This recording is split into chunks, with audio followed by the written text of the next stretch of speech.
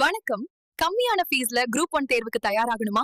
அதுவும் life time பயிற்சியோட group 1 தேர்வுக்கான MPCM batch admission நடக்குது. இங்க கிடைக்கிற மாதிரி ஒரு ஸ்ட்ராட்டஜி, டெஸ்ட்ஸ், மென்டரிங், புக்ஸ் இது எதுவுமே உங்களுக்கு வேற எங்கேயுமே கிடைக்காது.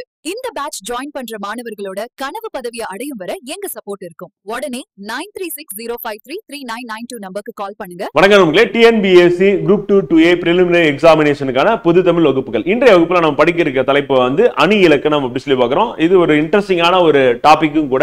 காரணம் என்ன அப்படின்னா, இதில் பயின்று வரக்கூடிய அணி என்ன அப்படின்ற மாதிரி செயல் கொடுத்துட்டு கேட்பாங்க. அப்ப செயல் நம்ம படிக்கும் போது அதுல என்ன அணி பயின்று வந்திருக்கு அப்படின்ற மாதிரி நம்ம ஆப்ஷன் வந்து சூஸ் பண்ற மாதிரி இருக்கும். இதை படிச்சிட்டோம் அப்படின்னா ரொம்ப சுலபம். படிக்கல அப்படின்னா வந்து பாத்தீங்கன்னா கொடுத்திருக்க ஆப்ஷன் எல்லாமே வந்து நமக்கு புரியாத மாதிரி தெரியாத மாதிரி இருக்கும். ரொம்ப ரொம்ப சுலபமான டாபிக். இதை நீங்க இந்த திருக்குறளையும் பார்க்கலாம், சங்க இலக்கியங்கள் இருக்கக்கூடிய செயல்களை பார்க்கலாம், அது பாடல்கள்ல பயின்று வரக்கூடிய அணி என்ன அப்படின்றது கேட்கறதுக்கு வாய்ப்பு இருக்கு. அப்ப என்னென்ன வகைகளான அணிகள் இருக்கு, அது எடுத்துக்காட்டோட நம்ம படிக்கும் போது தேர்வுல எப்படி கேள்வி கேட்டாலும் நம்ம சரியா விடையளிச்சலாம் அப்படிங்கிறோம். அப்ப அந்த அணிக்கான விளக்கம் என்ன, அதுக்கான எடுத்துக்காட்டு, இந்த ரெண்டை மட்டும் நல்லா தரவா திருப்பி ரிவைஸ் பண்ணீங்கன்னா போதும். ரொம்ப அழகாவே இந்த TNPSC கேட்கக்கூடிய கேள்விகளுக்கு நம்ம விடையளிச்சலாம் அப்படின்னு சொல்லி பார்க்கிறோம். அதே மாதிரி இன்று நம்ம ஒரு 5 திருக்குறள் அப்படின்றத நம்ம சேர்த்து படிக்க போறோம். இதுவரை நம்ம வந்து கவர் பண்ண தலைப்புகள் என்னென்ன இதுவரை நம்ம பார்த்திருக்கோம் அப்படின்னு பாத்தீங்கன்னா, எழுத்து இலக்கணம் வந்து படிச்சாச்சு, சொல் இலக்கணம் படிச்சாச்சு, பொருள் இலக்கணம், யாப்பு இலக்கணம் வரை நம்ம படிச்சிட்டோம். இன்றைய வகுப்புல நம்ம படிக்க போறது அணி இலக்கணம் அப்படின்ற தலைப்பு வந்து படிக்க இருக்கும் அப்படின்னு சொல்லி பார்க்கிறோம். வாங்க படிப்போம். அணி இலக்கணம் அப்படின்னு பார்க்கும்போது வந்து எதுக்காக இந்த அணி இலக்கணம் அப்படின்றது நமக்கு உருவாகுது அப்படின்னு எடுத்துட்டோம்னா, ஃப்ரெண்ட் வந்து கவிஞர்கள் வந்து தங்கள் கற்பனை திறத்தாலும் புலமையால என்ன பண்றாங்கன்னா தாங்கள் ஏற்றும் பாடலின் அழகை வந்து சேர்க்கின்றனர். இதனை விளக்குவது அணி இலக்கணம். அப்ப இந்த கற்பனை திறனும் அந்த புலமையும் வந்து பாத்தீங்கன்னா அதை பத்தி விளக்குறது. நமக்கு விளக்கம் அப்படின்னாவே வந்து பொருள் தான். திருக்குறள்னாவே பொருள் உரை தான். அதே மாதிரி வந்து மற்ற செயலா இருந்தாலும் வந்து பொருள் என்ன அப்படின்னு படிச்சாதான் நமக்கு வந்து அதுல என்ன சொல்ல வராங்கன்னு, ஏன்னா ரொம்ப செறிவா எழுதுனால புலவர்களுக்கே புரியக்கூடியதான். அதே மாதிரி தமிழ் அறிஞர்களுக்கு புரியக்கூடிய வகையில தான் பாடல்கள் வந்து இருக்கு அப்படின்னு. சோ அந்த பாடல்கள் வந்து பாத்தீங்கன்னா நமக்கு புரிஞ்சுக்கணும் அப்படின்னா நமக்கு வந்து பொருள் தேவைப்படுது. சோ அப்ப அந்த பொருளை வந்து நமக்கு சொல்லும் பொழுது வந்து பாத்தீங்கன்னா அது என்ன வகையான அணி வந்து பயின்று வந்திருக்கு, வந்து எதை குறிப்பிட்டு சொல்லியிருக்காங்க அப்படின்றது பார்க்கணும். சோ தமிழுக்கே உரித்தான இந்த அணி இலக்கணம் அப்படின்றது மிகவும் சிறப்பு வாய்ந்தது அப்படின்னு பார்க்கணும். இதை நம்ம படிக்கும் போது நாமும் வந்து அதை ரசிச்சு படிக்கிற மாதிரி ஒரு பொருள் வந்து நமக்கு வந்து கிடைக்குது அப்படின்னு சொல்லி பார்க்கிறோம். சோ அப்ப அணி என்பதற்கு அழகு என்பது பொருள் அப்படின்னு பார்க்கிறோம். சோ அப்ப புலவர்கள் வந்து பாத்தீங்கன்னா அவங்களுடைய கற்பனை தரத்தையும் புலமையிலும் என்ன பண்ண பாடலை வந்து ஏற்றிருக்காங்க. சோ அதுல வந்து என்ன அணி பயின்று வந்திருக்கு அப்படின்றத நம்ம படிக்க போறோம். இப்ப முதல் எடுத்துட்டோம் அப்படின்னா இயல்பு நவிர்ச்சி அணி அப்படின்னு பார்க்கிறோம். அப்ப இயல்பு நவிர்ச்சி அணினா என்ன, அதுக்கான விளக்கம் என்ன, அதுக்கான எடுத்துக்காட்டு என்ன அப்படின்றத நம்ம வந்து உடனே நம்ம மைண்ட்ல வந்து நினைவுக்கு வரணும். அப்ப இயல்பு அப்படின்னு வார்த்தையில வந்துருச்சு வந்து. அப்ப ஒரு பொருளின் இயல்பை உள்ளது உள்ளபடியே சொல்றது. அப்ப இயல்பு அப்படின்னா இயல்பா இருக்கிறது அப்படியே சொன்னோம் அப்படின்னா வந்து பாத்தீங்கன்னா அது வந்து அழகுடன் கூறுவது இயல்பு நவிர்ச்சி அணி அப்படின்னு. இதனை வந்து தன்மை நவிர்ச்சி அணி என்றும் கூறுவோம். அப்ப இயல்பு நவிர்ச்சி அணிக்கு இன்னொரு பேர் என்னப்பா அப்படின்னா வந்து தன்மை நவிர்ச்சி அணி அப்படின்னு பார்க்கிறோம். நமக்கு ஆப்ஷன் அப்படின்றது இயல்புக்கு பதிலா தன்மை கொடுத்திருப்பாங்க. அப்ப உள்ளது உள்ளபடி அப்படியே சொல்லிடுறாங்க. அப்ப அதை நம்ம என்ன சொல்றோம்னா இயல்பு நவிர்ச்சி அணி அப்படின்னு பார்க்கிறோம்.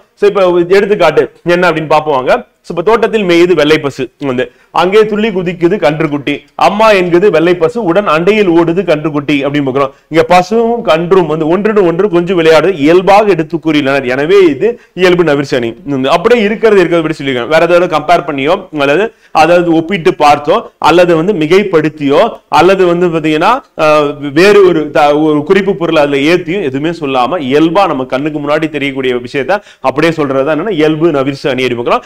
அப்ப இயல்பு நவிர்ச்சி அணிக்கு மற்றொரு பேர் என்ன அப்படின்னா தன்மை நவிர்ச்சி அணி அப்படிங்கிறோம். இது ரெண்டுமே நம்ம ஞாபகம் வச்சுக்கணும். அடுத்து இயல்பா இருக்கிறது அப்படியே சொல்றாங்க. அப்ப எடுத்துக்காட்டு என்ன அப்படின்றது இந்த பாடலை நினைவு வச்சுக்கிட்டோம் அப்படின்னா போதும். இதை வச்சு நம்ம அப்படியே அப்ளை பண்ணி நம்ம எக்ஸாம்ல ஆன்சர் பண்ணிடலாம்.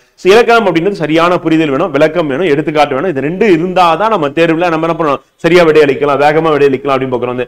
அதுக்கு அடுத்து உயர்வு நவிர்ச்சி அணி. ஒரு பொருளின் இயல்பை மிகப்படுத்தி அழகுடன் கூறுவது உயர்வு நவிர்ச்சி ஆகும். அப்ப மிகைப்படுத்தி சொல்றது. அப்ப உயர்வுன்னு சொல்லியாச்சு. அப்ப உயர்வு அப்படின்னும் போது என்னன்னா மிகைப்படுத்தி அழகுடன் சொல்றது. அப்ப மிகைப்படுத்தி அழகுடன் கூறுவது நம்ம என்ன சொல்றோம் அப்படின்னா உயர்வு நவிர்ச்சி அணி அப்படின்னு பார்க்கிறோம். அப்ப வாங்க பாப்போம். குளிர்நீரில் குளித்தால் கூதல் அடிக்கும் என்று, வெந்நீரில் குளித்தால் மேலே கருக்கும் என்று, ஆகாச கங்கை அனல் உரைக்கும் என்று, பாதாள கங்கை பாடி உரைத்தார் உன் தாத்தா வந்து. அப்ப தாத்தா வந்து என்ன சொல்றாரு அப்படின்னா அந்த குழந்தைக்கு, அந்த பேர குழந்தைக்கு என்ன பண்றாங்க அப்படின்னா வந்து பாத்தீங்கன்னா பெயரை நான் பேத்திருக்காங்க. அந்த குழந்தைக்கு வந்து குளிப்பாட்டுறதுக்கு அவர் சொல்லக்கூடிய அந்த பாடல் அப்படின்னு வந்து என்னன்னா குளிர்நீரில் குதித்தால் கூதல் அடிக்கும் என்று குளிரும் வந்து, வெந்நீரில் குதித்தால் அது மேலே கருக்கும் என்று கருத்து போயிடும் வந்து, ஆகாச கங்கை அனல் உரைக்கும் என்று, ஆகாச கங்கை கூப்பிட்டாலும் அனல் அடிக்கும். அதனால பாதாள கங்கை அப்படின்றது கரெக்டா இருக்கும், இதமா இருக்கும் அப்படின்னு சொல்லிட்டு. அப்ப அன்றாட வாழ்க்கையில கூட நீங்க பார்த்திருப்பீங்க மார்கழி மாசம் இல்லைன்னா குளிர் காலங்கள்ல வந்து தண்ணீர் வந்து டேங்க்ல இருக்கிற தண்ணி வந்து நம்ம திறந்து விட்டீங்க அப்படின்னா ரொம்ப குளிரா இருக்கும், அல்லது பைப்ல வர தண்ணி குளிரா இருக்கும். அதே வந்து பாத்தீங்கன்னா மோட்டார் போட்டு நிலத்தடி நீரை நீங்க மேல கொண்டு வந்தீங்க அப்படின்னா வந்து அது இதமா இருக்கும் வந்து. சோ அப்ப வந்து பாத்தீங்கன்னா அந்த இதமான அந்த நீர்ல வந்து குளிப்பாட்டலாம் அப்படின்னு சொல்லியிருக்காங்க வந்து. சோ அப்ப இங்க மிகைப்படுத்தி என்னப்பா அப்படின்னா வந்து ஆகாச கங்கை பாதாள கங்கை அப்படின்னு பாடி அழைத்தார் அப்படின்னா அதெல்லாம் பாடினா வருமானம் வராது. சோ அதனால என்ன மிகைப்படுத்தி அதே நேரத்துல அது அழகுடன் கூறுவது அப்படி பாக்குறோம். அப்ப அழகு அப்படின்னு பார்க்கும்போது வந்து என்னன்னா பாடல்கள் அது நாட்டுப்புற இலக்கியங்கள் அழகு மிகுதியா இருக்கும், மிகைப்படுத்தி சொல்லக்கூடியதா வந்து இருக்கும் அப்படி. சோ அடுத்து நம்ம பார்க்க போறது உருவகணி. சோ உருவகணி அப்படின்னும் போது என்னன்னா ஊமை வேறு ஊமைக்கப்படும் பொருள் வேறு என்று இல்லாமல் இரண்டும் ஒன்றே போன்று இரண்டும் ஒன்றே என்பது தோன்றும்படி ஒன்றே போன்று என்பது தோன்றும்படி கூறுவது உருவக அணியாகும். இதில் ஊமைக்கப்படும் பொருள் வந்து அது வந்து முன்னும் ஓமை பின்னுமாக அமையும் அப்படிங்கிறோம். அப்ப ஊமைக்கப்படும் பொருள் முன்னும் ஓமை பின்னுமாக அமைஞ்சது அப்படின்னும் போது நமக்கு படிக்கும் போது வந்து ரெண்டுமே ஒண்ணு மாதிரிதான் இருக்கு, இது வந்து தனித்தனியா தெரியல அப்படின்னு தோணுச்சுன்னா அது வந்து என்ன சொல்லலாம் உருவக அணி அப்படின்னு பாக்குறோம். அதே மாதிரி முதல்ல எதை சொல்லிடுவோம் அப்படின்னா வந்து ஊமைக்கப்படும் பொருள் அப்படின்றது முன்னும் வந்து எந்த பொருளும் ஊமைத்து சொல்ல போறோமோ அது முன்னாடி வந்துடும், ஓமை வந்து பின்னாடி போயிடும் வந்து. ஓமை அப்படின்றது பின்னாடி போயிடுச்சு அப்படின்னா வந்து அது என்ன சொல்லணும் உருவக அணி அடி போகிறோம். அப்ப தேன் போன்ற தமிழ் அப்படின்னும் போது வந்து பாத்தீங்கன்னா தேன் போன்ற தமிழ் வந்து நம்ம எதை பத்தி பேசுறோம், தமிழை பத்தி பேசுறோம் வந்து. அதுதான் என்ன அப்படின்னா ஊமைக்கப்படும் பொருள் வந்து. ஓமை என்னன்னா தமிழுக்கு எதை ஊமையா பாக்கணும், தேனை ஊமையா பாக்குறோம், போன்ற அப்படின்னு முன்னாடி வந்துருச்சு, அப்போ ஓமை அணி அடி போகிறோம். இப்ப தேன் போன்ற தமிழ் அப்படின்னு சொன்னோம்னா அது வந்து என்ன சொல்றோம் ஓமை அணி அடி போகிறோம். இப்ப இங்க என்ன ஆகுதுன்னா போன்ற அப்படின்றத தூக்கிடலாம் வந்து, அதை அப்படியே தூக்கி ஊமைக்கப்படும் பொருள் தமிழ் வந்து முன்னாடி போட்டு ஓமை தேன் வந்து பின்னாடி போட்டீங்க அப்படின்னா என்ன ஆகுனா அப்ப நம்ம என்ன சொல்லுவோம் அப்படின்னா வந்து என்று கூறுவது ஓமையாகும். இதுவே தமிழாகிய தேன் என்னும் பொருளில் வந்து தமிழ் தேன் அப்படின்னு நம்ம சொன்னோம் அப்படின்னா அதுதான் என்ன சொல்றோம்னா உருவகம் வந்து. அப்ப தமிழ் தேன் சொன்னீங்கன்னா அது வந்து உருவகம் வந்து. தேன் போன்ற தமிழ் அப்படி சொல்லி சொன்னா அதை வந்து ஓமை அப்படி பார்க்கிறோம். அப்ப தமிழ் தேன் அப்படின்னும் போது நம்ம வந்து தமிழ் போன்ற தேன் அப்படின்னு நம்ம சொல்லுவோமா, சொல்ல மாட்டோம். அப்ப தேன் போன்ற தமிழ் அப்படின்னும் போது தேன் தமிழ் அப்படின்னா தேன் போன்ற தமிழ் அது ஊமை அணி. அதே வந்து பாத்தீங்கன்னா தமிழ் தேன் அப்படின்னு நம்ம சொல்லும் போது வந்து அது வந்து உருவகம் அப்படின்னு. அப்ப தமிழாகிய தேன் அப்படின்னு வருது. அப்ப தமிழாகிய தேனா தமிழ் தேன் அப்படின்னு பார்க்கிறோம் வந்து. சோ அதுதான் வந்து உருவகம் அப்படின்னு பார்க்கிறோம். அப்ப உருவக அணி. வெள்ளம் போன்ற இன்பத்தை வந்து நம்ம என்ன சொல்லுவோம் அப்படின்னா இன்ப வெள்ளம் சொல்லுவோம். அப்ப இன்ப வெள்ளம் வெள்ளம் போன்ற இன்பத்தை இன்ப வெள்ளம் வந்து. கடல் போன்ற துன்பத்தை நம்ம என்ன சொல்லுவோம் அப்படின்னா துன்ப கடல் வந்து. அப்ப துன்ப கடல் அப்ப இன்ப வெள்ளம் துன்ப கடல் என்று கூறுவது உருவகம். அப்ப உருவகத்துக்கு நமக்கு என்ன நினைவுக்கு வரணும் அப்படின்னா ஃபர்ஸ்ட் ஊமைக்கப்படும் பொருள் வந்துடணும், அதுக்கப்புறம் ஊமை வரணும் அப்ப ஊமைக்கப்படும் பொருள் அதுக்கப்புறம் என்ன வரணும் வந்து நமக்கு வந்து ஊமைக்கப்படும் பொருள் முன்னும் ஊமை பின்னுமாக நமக்கு வரணும். அப்ப இன்பம் எப்படி இருக்கு அப்படின்னா வெள்ளமா இருக்கு, அந்த துன்பம் எப்படி இருக்குன்னா கடலா இருக்கு அப்படி. அப்ப துன்பமாகிய கடல் இன்பமாகிய வெள்ளம் அப்படி வருது. அப்ப அதே மாதிரி தமிழாகிய தேன் வந்து அப்ப தமிழ் தேன் இன்ப வெள்ளம் அடுத்து துன்ப கடல் இப்படி நம்ம எடுத்துக்காட்டு நினைவுக்கு வச்சுக்கணும். அதுக்கப்புறம் விளக்கம் என்னப்பா அப்படின்னா ஊமைக்கப்படும் பொருள் முதல்லையும் ஊமை அடுத்து வந்ததுன்னா அதுதான் நம்ம என்ன சொல்றோம் அப்படின்னா உருவகம் அப்படின்னு சொல்றோம். சோ இப்ப பாத்தீங்கன்னா உருவக அணிக்கு இப்ப எடுத்துக்காட்டா வந்து நம்ம பொய்கை ஆழ்வார் வந்து பாத்தீங்கன்னா ஆழ்வார்கள் வந்து சில பொய்கை ஆழ்வார் பாடிய பாடல் என்ன அப்படின்னு பாத்துருவாங்க. சோ வையம் தகலியாக வார்கடலின் நெய்யாக வெய்ய கதிரோன் விளக்காக செய்ய சுடர் ஆலியன் அடிக்கே சூட்டினான் சொல் மாலை இடராலி நீங்குகவே என்று அப்படி பாக்குறோம். சோ அப்ப பொய்கை ஆழ்வாருடைய பாடலா வந்து இருக்கக்கூடிய இதை வந்து பாத்தீங்கன்னா அதுல வந்து அவர் எப்படி பாடுறாரு அப்படின்னு வையம் தகலியாக அப்ப பூமியை வந்து என்ன சொல்றாருன்னா அகல் விளக்குன்றார் வந்து. சோ வார்கடலின் நெய்யாக அப்படின்னும் போது கடல் நெய்யாக சொல்றார் வந்து.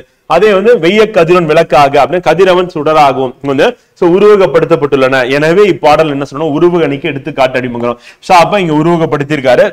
அவர் சொல்லும் போது வந்து வையம் தகலியாக அப்படின்னு சோ வையம் தகலியாக அப்படின்னும் போது பூமி அகல் விளக்காக அப்படின்னு பாக்குறோம். சோ பூமி ஊமைக்கப்படும் பொருள் முன்னாடி வந்துருச்சா, ஊமை என்னன்னா அகல் விளக்கு இந்த. சோ அப்ப ஊமைக்கப்படும் பொருள் முன்னாடி வந்து அதுக்கப்புறம் வந்து ஊமை வந்துச்சு அப்படின்னா வந்து இப்ப வையம் அப்படின்றது பூமி அது வந்து ஊமைக்கப்படும் பொருள். தகலியாக அப்படின்னா ஊமை வந்து ஊமைக்கப்படும் பொருள் முன்னும் ஊமை வந்து பின்னும் வந்துச்சு அப்படின்னா அது என்ன சொல்றோம் அப்படின்னா வந்து உருவக அணி அப்படிங்கிறோம். சோ அப்ப நம்ம இந்த மாதிரி பாடல் கொடுத்தோம் கேட்கறதுக்கான வாய்ப்புகள் இருக்கு. அல்லது வந்து தமிழ் தேன் இன்ப வெள்ளம் துன்ப கடல் அப்படின்னு சொல்லி கேட்டாங்க அப்படின்னா சோ அப்பயே நம்ம வந்து உருவக அணி பயின்று வந்துள்ளது அப்படின்னு சொல்லி சொன்னோம். அடுத்து ஏகாதேச உருவக அணி. அப்ப ஏகாதச உருவக அணி அப்படின்னு நம்ம சொல்லும் போது அறிவு என்னும் விளக்கை கொண்டு அறியாமை நீக்க வேண்டும். சோ அப்ப ஏகாதசி உருவக அணி அறிவு அப்படின்னும் போது என்னன்னா விளக்குன்றாங்க வந்து. அறியாமை நீக்க வேண்டும் தான் சொல்றாங்க. அறியாமை அப்படின்னு இருள் சொல்லவே இல்லை வந்து. சோ அப்ப இத்துறையில் அறிவு விளக்காக உருவகப்படுத்தப்பட்டுள்ளது. அறிவு உருவகப்படுத்தப்பட்ட அறியாமை அப்படின்றது இருளை உருவகப்படுத்தப்படவில்லை. இவ்வாறு கூறப்படும் வந்து இரு பொருளில் ஒன்றை மட்டும் என்ன பண்றாங்கன்னா உருவகப்படுத்தி மற்றொன்றை வந்து உருவகப்படுத்தாமல் விடுவதுதான் நம்ம என்ன சொல்றோம் அப்படின்னா ஏகாதேச உருவகணி அப்படிங்க. அப்ப ஒன்றை உருவகப்படுத்தாச்சு மற்றொன்றை உருவகப்படுத்தல. அப்ப என்ன சொல்லியிருக்காங்க? அறிவு என்னும் விளக்கை கொண்டு. அப்ப அறிவு விளக்கை அப்படின்னு பார்த்தாச்சு. அறியாமை நீக்க வேண்டும் தான் சொல்றாங்க. அப்ப அறியாமைக்கு இருள் வந்திருக்கணும், ஆனா இருள் வரல. அப்படி வரல அப்படின்னா நம்ம என்ன சொல்றோம் அப்படின்னா அது ஏகாதேச உருவகணி அப்படின்னு பார்க்கிறோம். புரியுதா? ஏகாதேச உருவகணி. அடுத்து ஊமையணி. அது உங்களுக்கு தெரிஞ்சதுதான். மயில் போல ஆடினால் மீன் போன்ற கண் வந்து. அப்ப மயில் போல ஆடினால் மீன் போன்ற கண் அப்படின்னு இருக்கு. அப்ப மயில் அப்படின்றது வந்து என்னன்னா ஊமை வந்து. ஆடினால் அப்படின்னா ஊமைக்கப்படும் பொருள் யார சொல்றோம் அப்படின்றது. அப்ப மீன் அப்படின்றது ஊமை. மீன் போன்ற கண் அப்படின்னா யாரோ ஒரு பெண்ணையே வந்து குறிக்கிறது கண். அப்ப இத்தொடரில் நடனம் ஆடும் பெண்ணோடு மயிலையும் கண்ணுடன் மீனையும் ஒப்பிட்டு இவ்வாறு ஒப்பிட்டு கூறப்படும் பொருளை மயில் மீன் வந்து என்ன சொல்லுவோம்னா ஊமைன்னு சொல்லுவோம், அல்லது ஓமானம் அப்படின்னு சொல்லி சொல்லுவோம். ஊமையால் விளக்கப்படும் பொருள், அந்த ஊமையால் விளக்கப்படக்கூடிய பொருள் தான் நம்ம என்ன சொல்லுவோம் ஓமயம் அப்படின்னு சொல்லி சொல்லுவோம். இத்தொடரில் வந்துள்ள போல போன்ற என்பவை வந்து பாத்தீங்கன்னா ஓம உருபுகள் ஆகும் அப்படிங்கிறோம். சோ அப்ப இதுல இருக்கக்கூடிய ஊம உருபுகள் அப்படின்னும் போது நமக்கு என்ன வருது? போல போன்ற அப்படின்னு.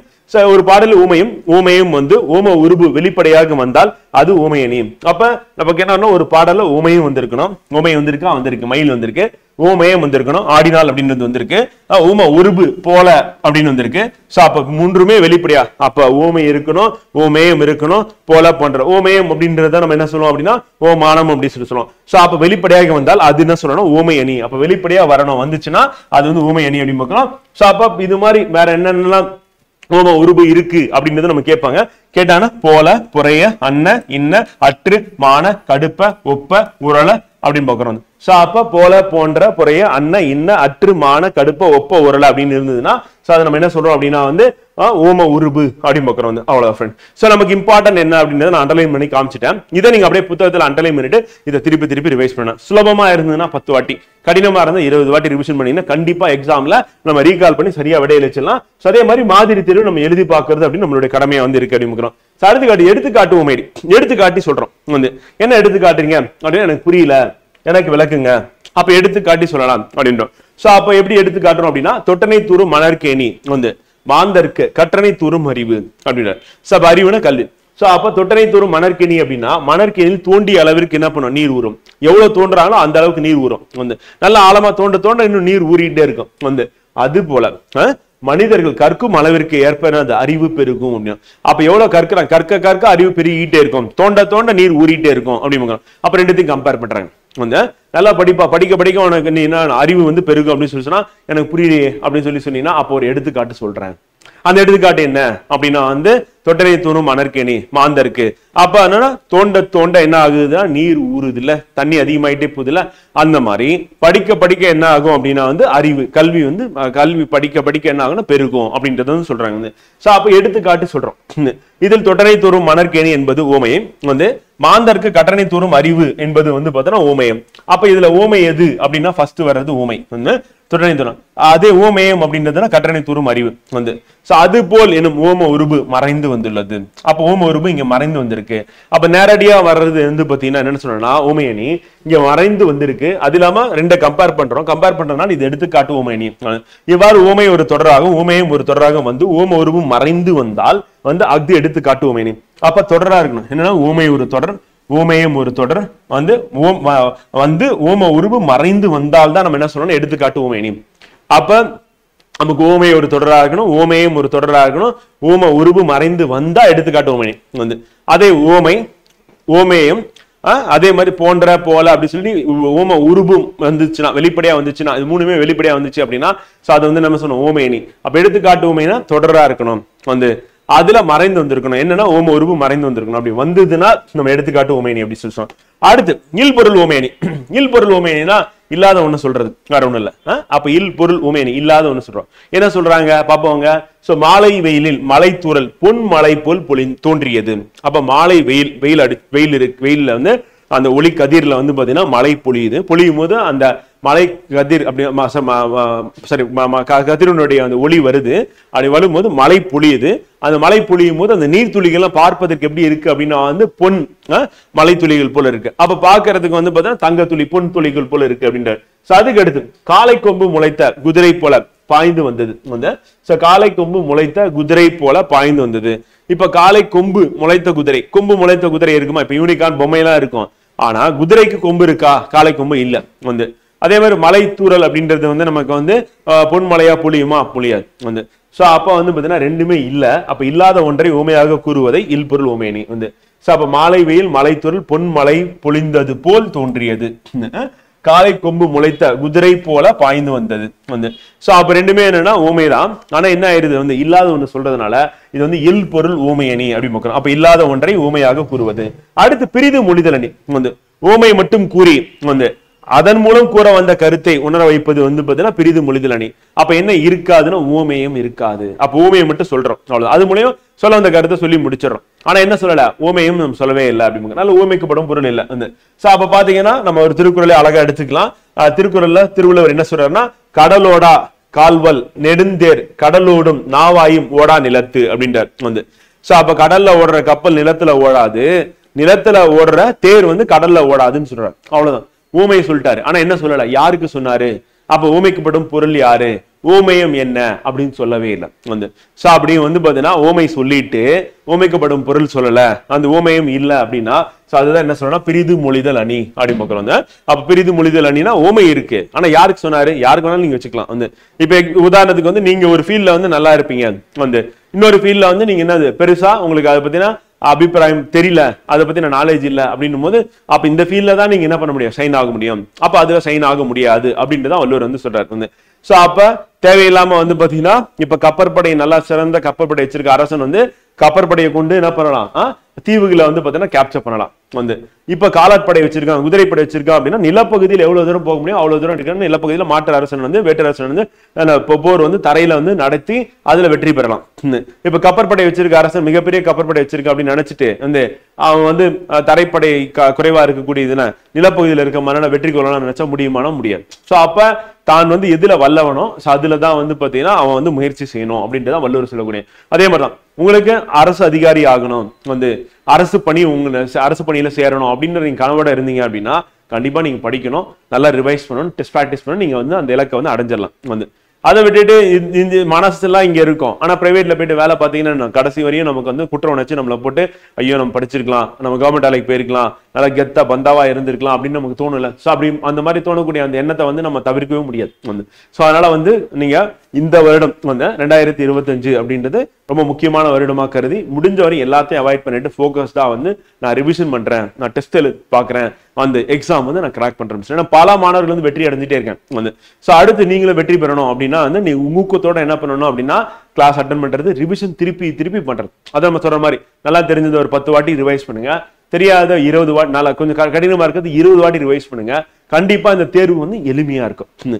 அப்ப இந்த தேர்வு எளிமையான தேர்வா எப்படி மாறும்னா நம்ம பண்ணக்கூடிய ரிவிஷனும் நம்ம எழுதி பார்க்கிற டெஸ்ட் தான். இது ரெண்டு மட்டும் தான் நமக்கு வந்து கை கொடுக்க போகுது அப்படின்னு.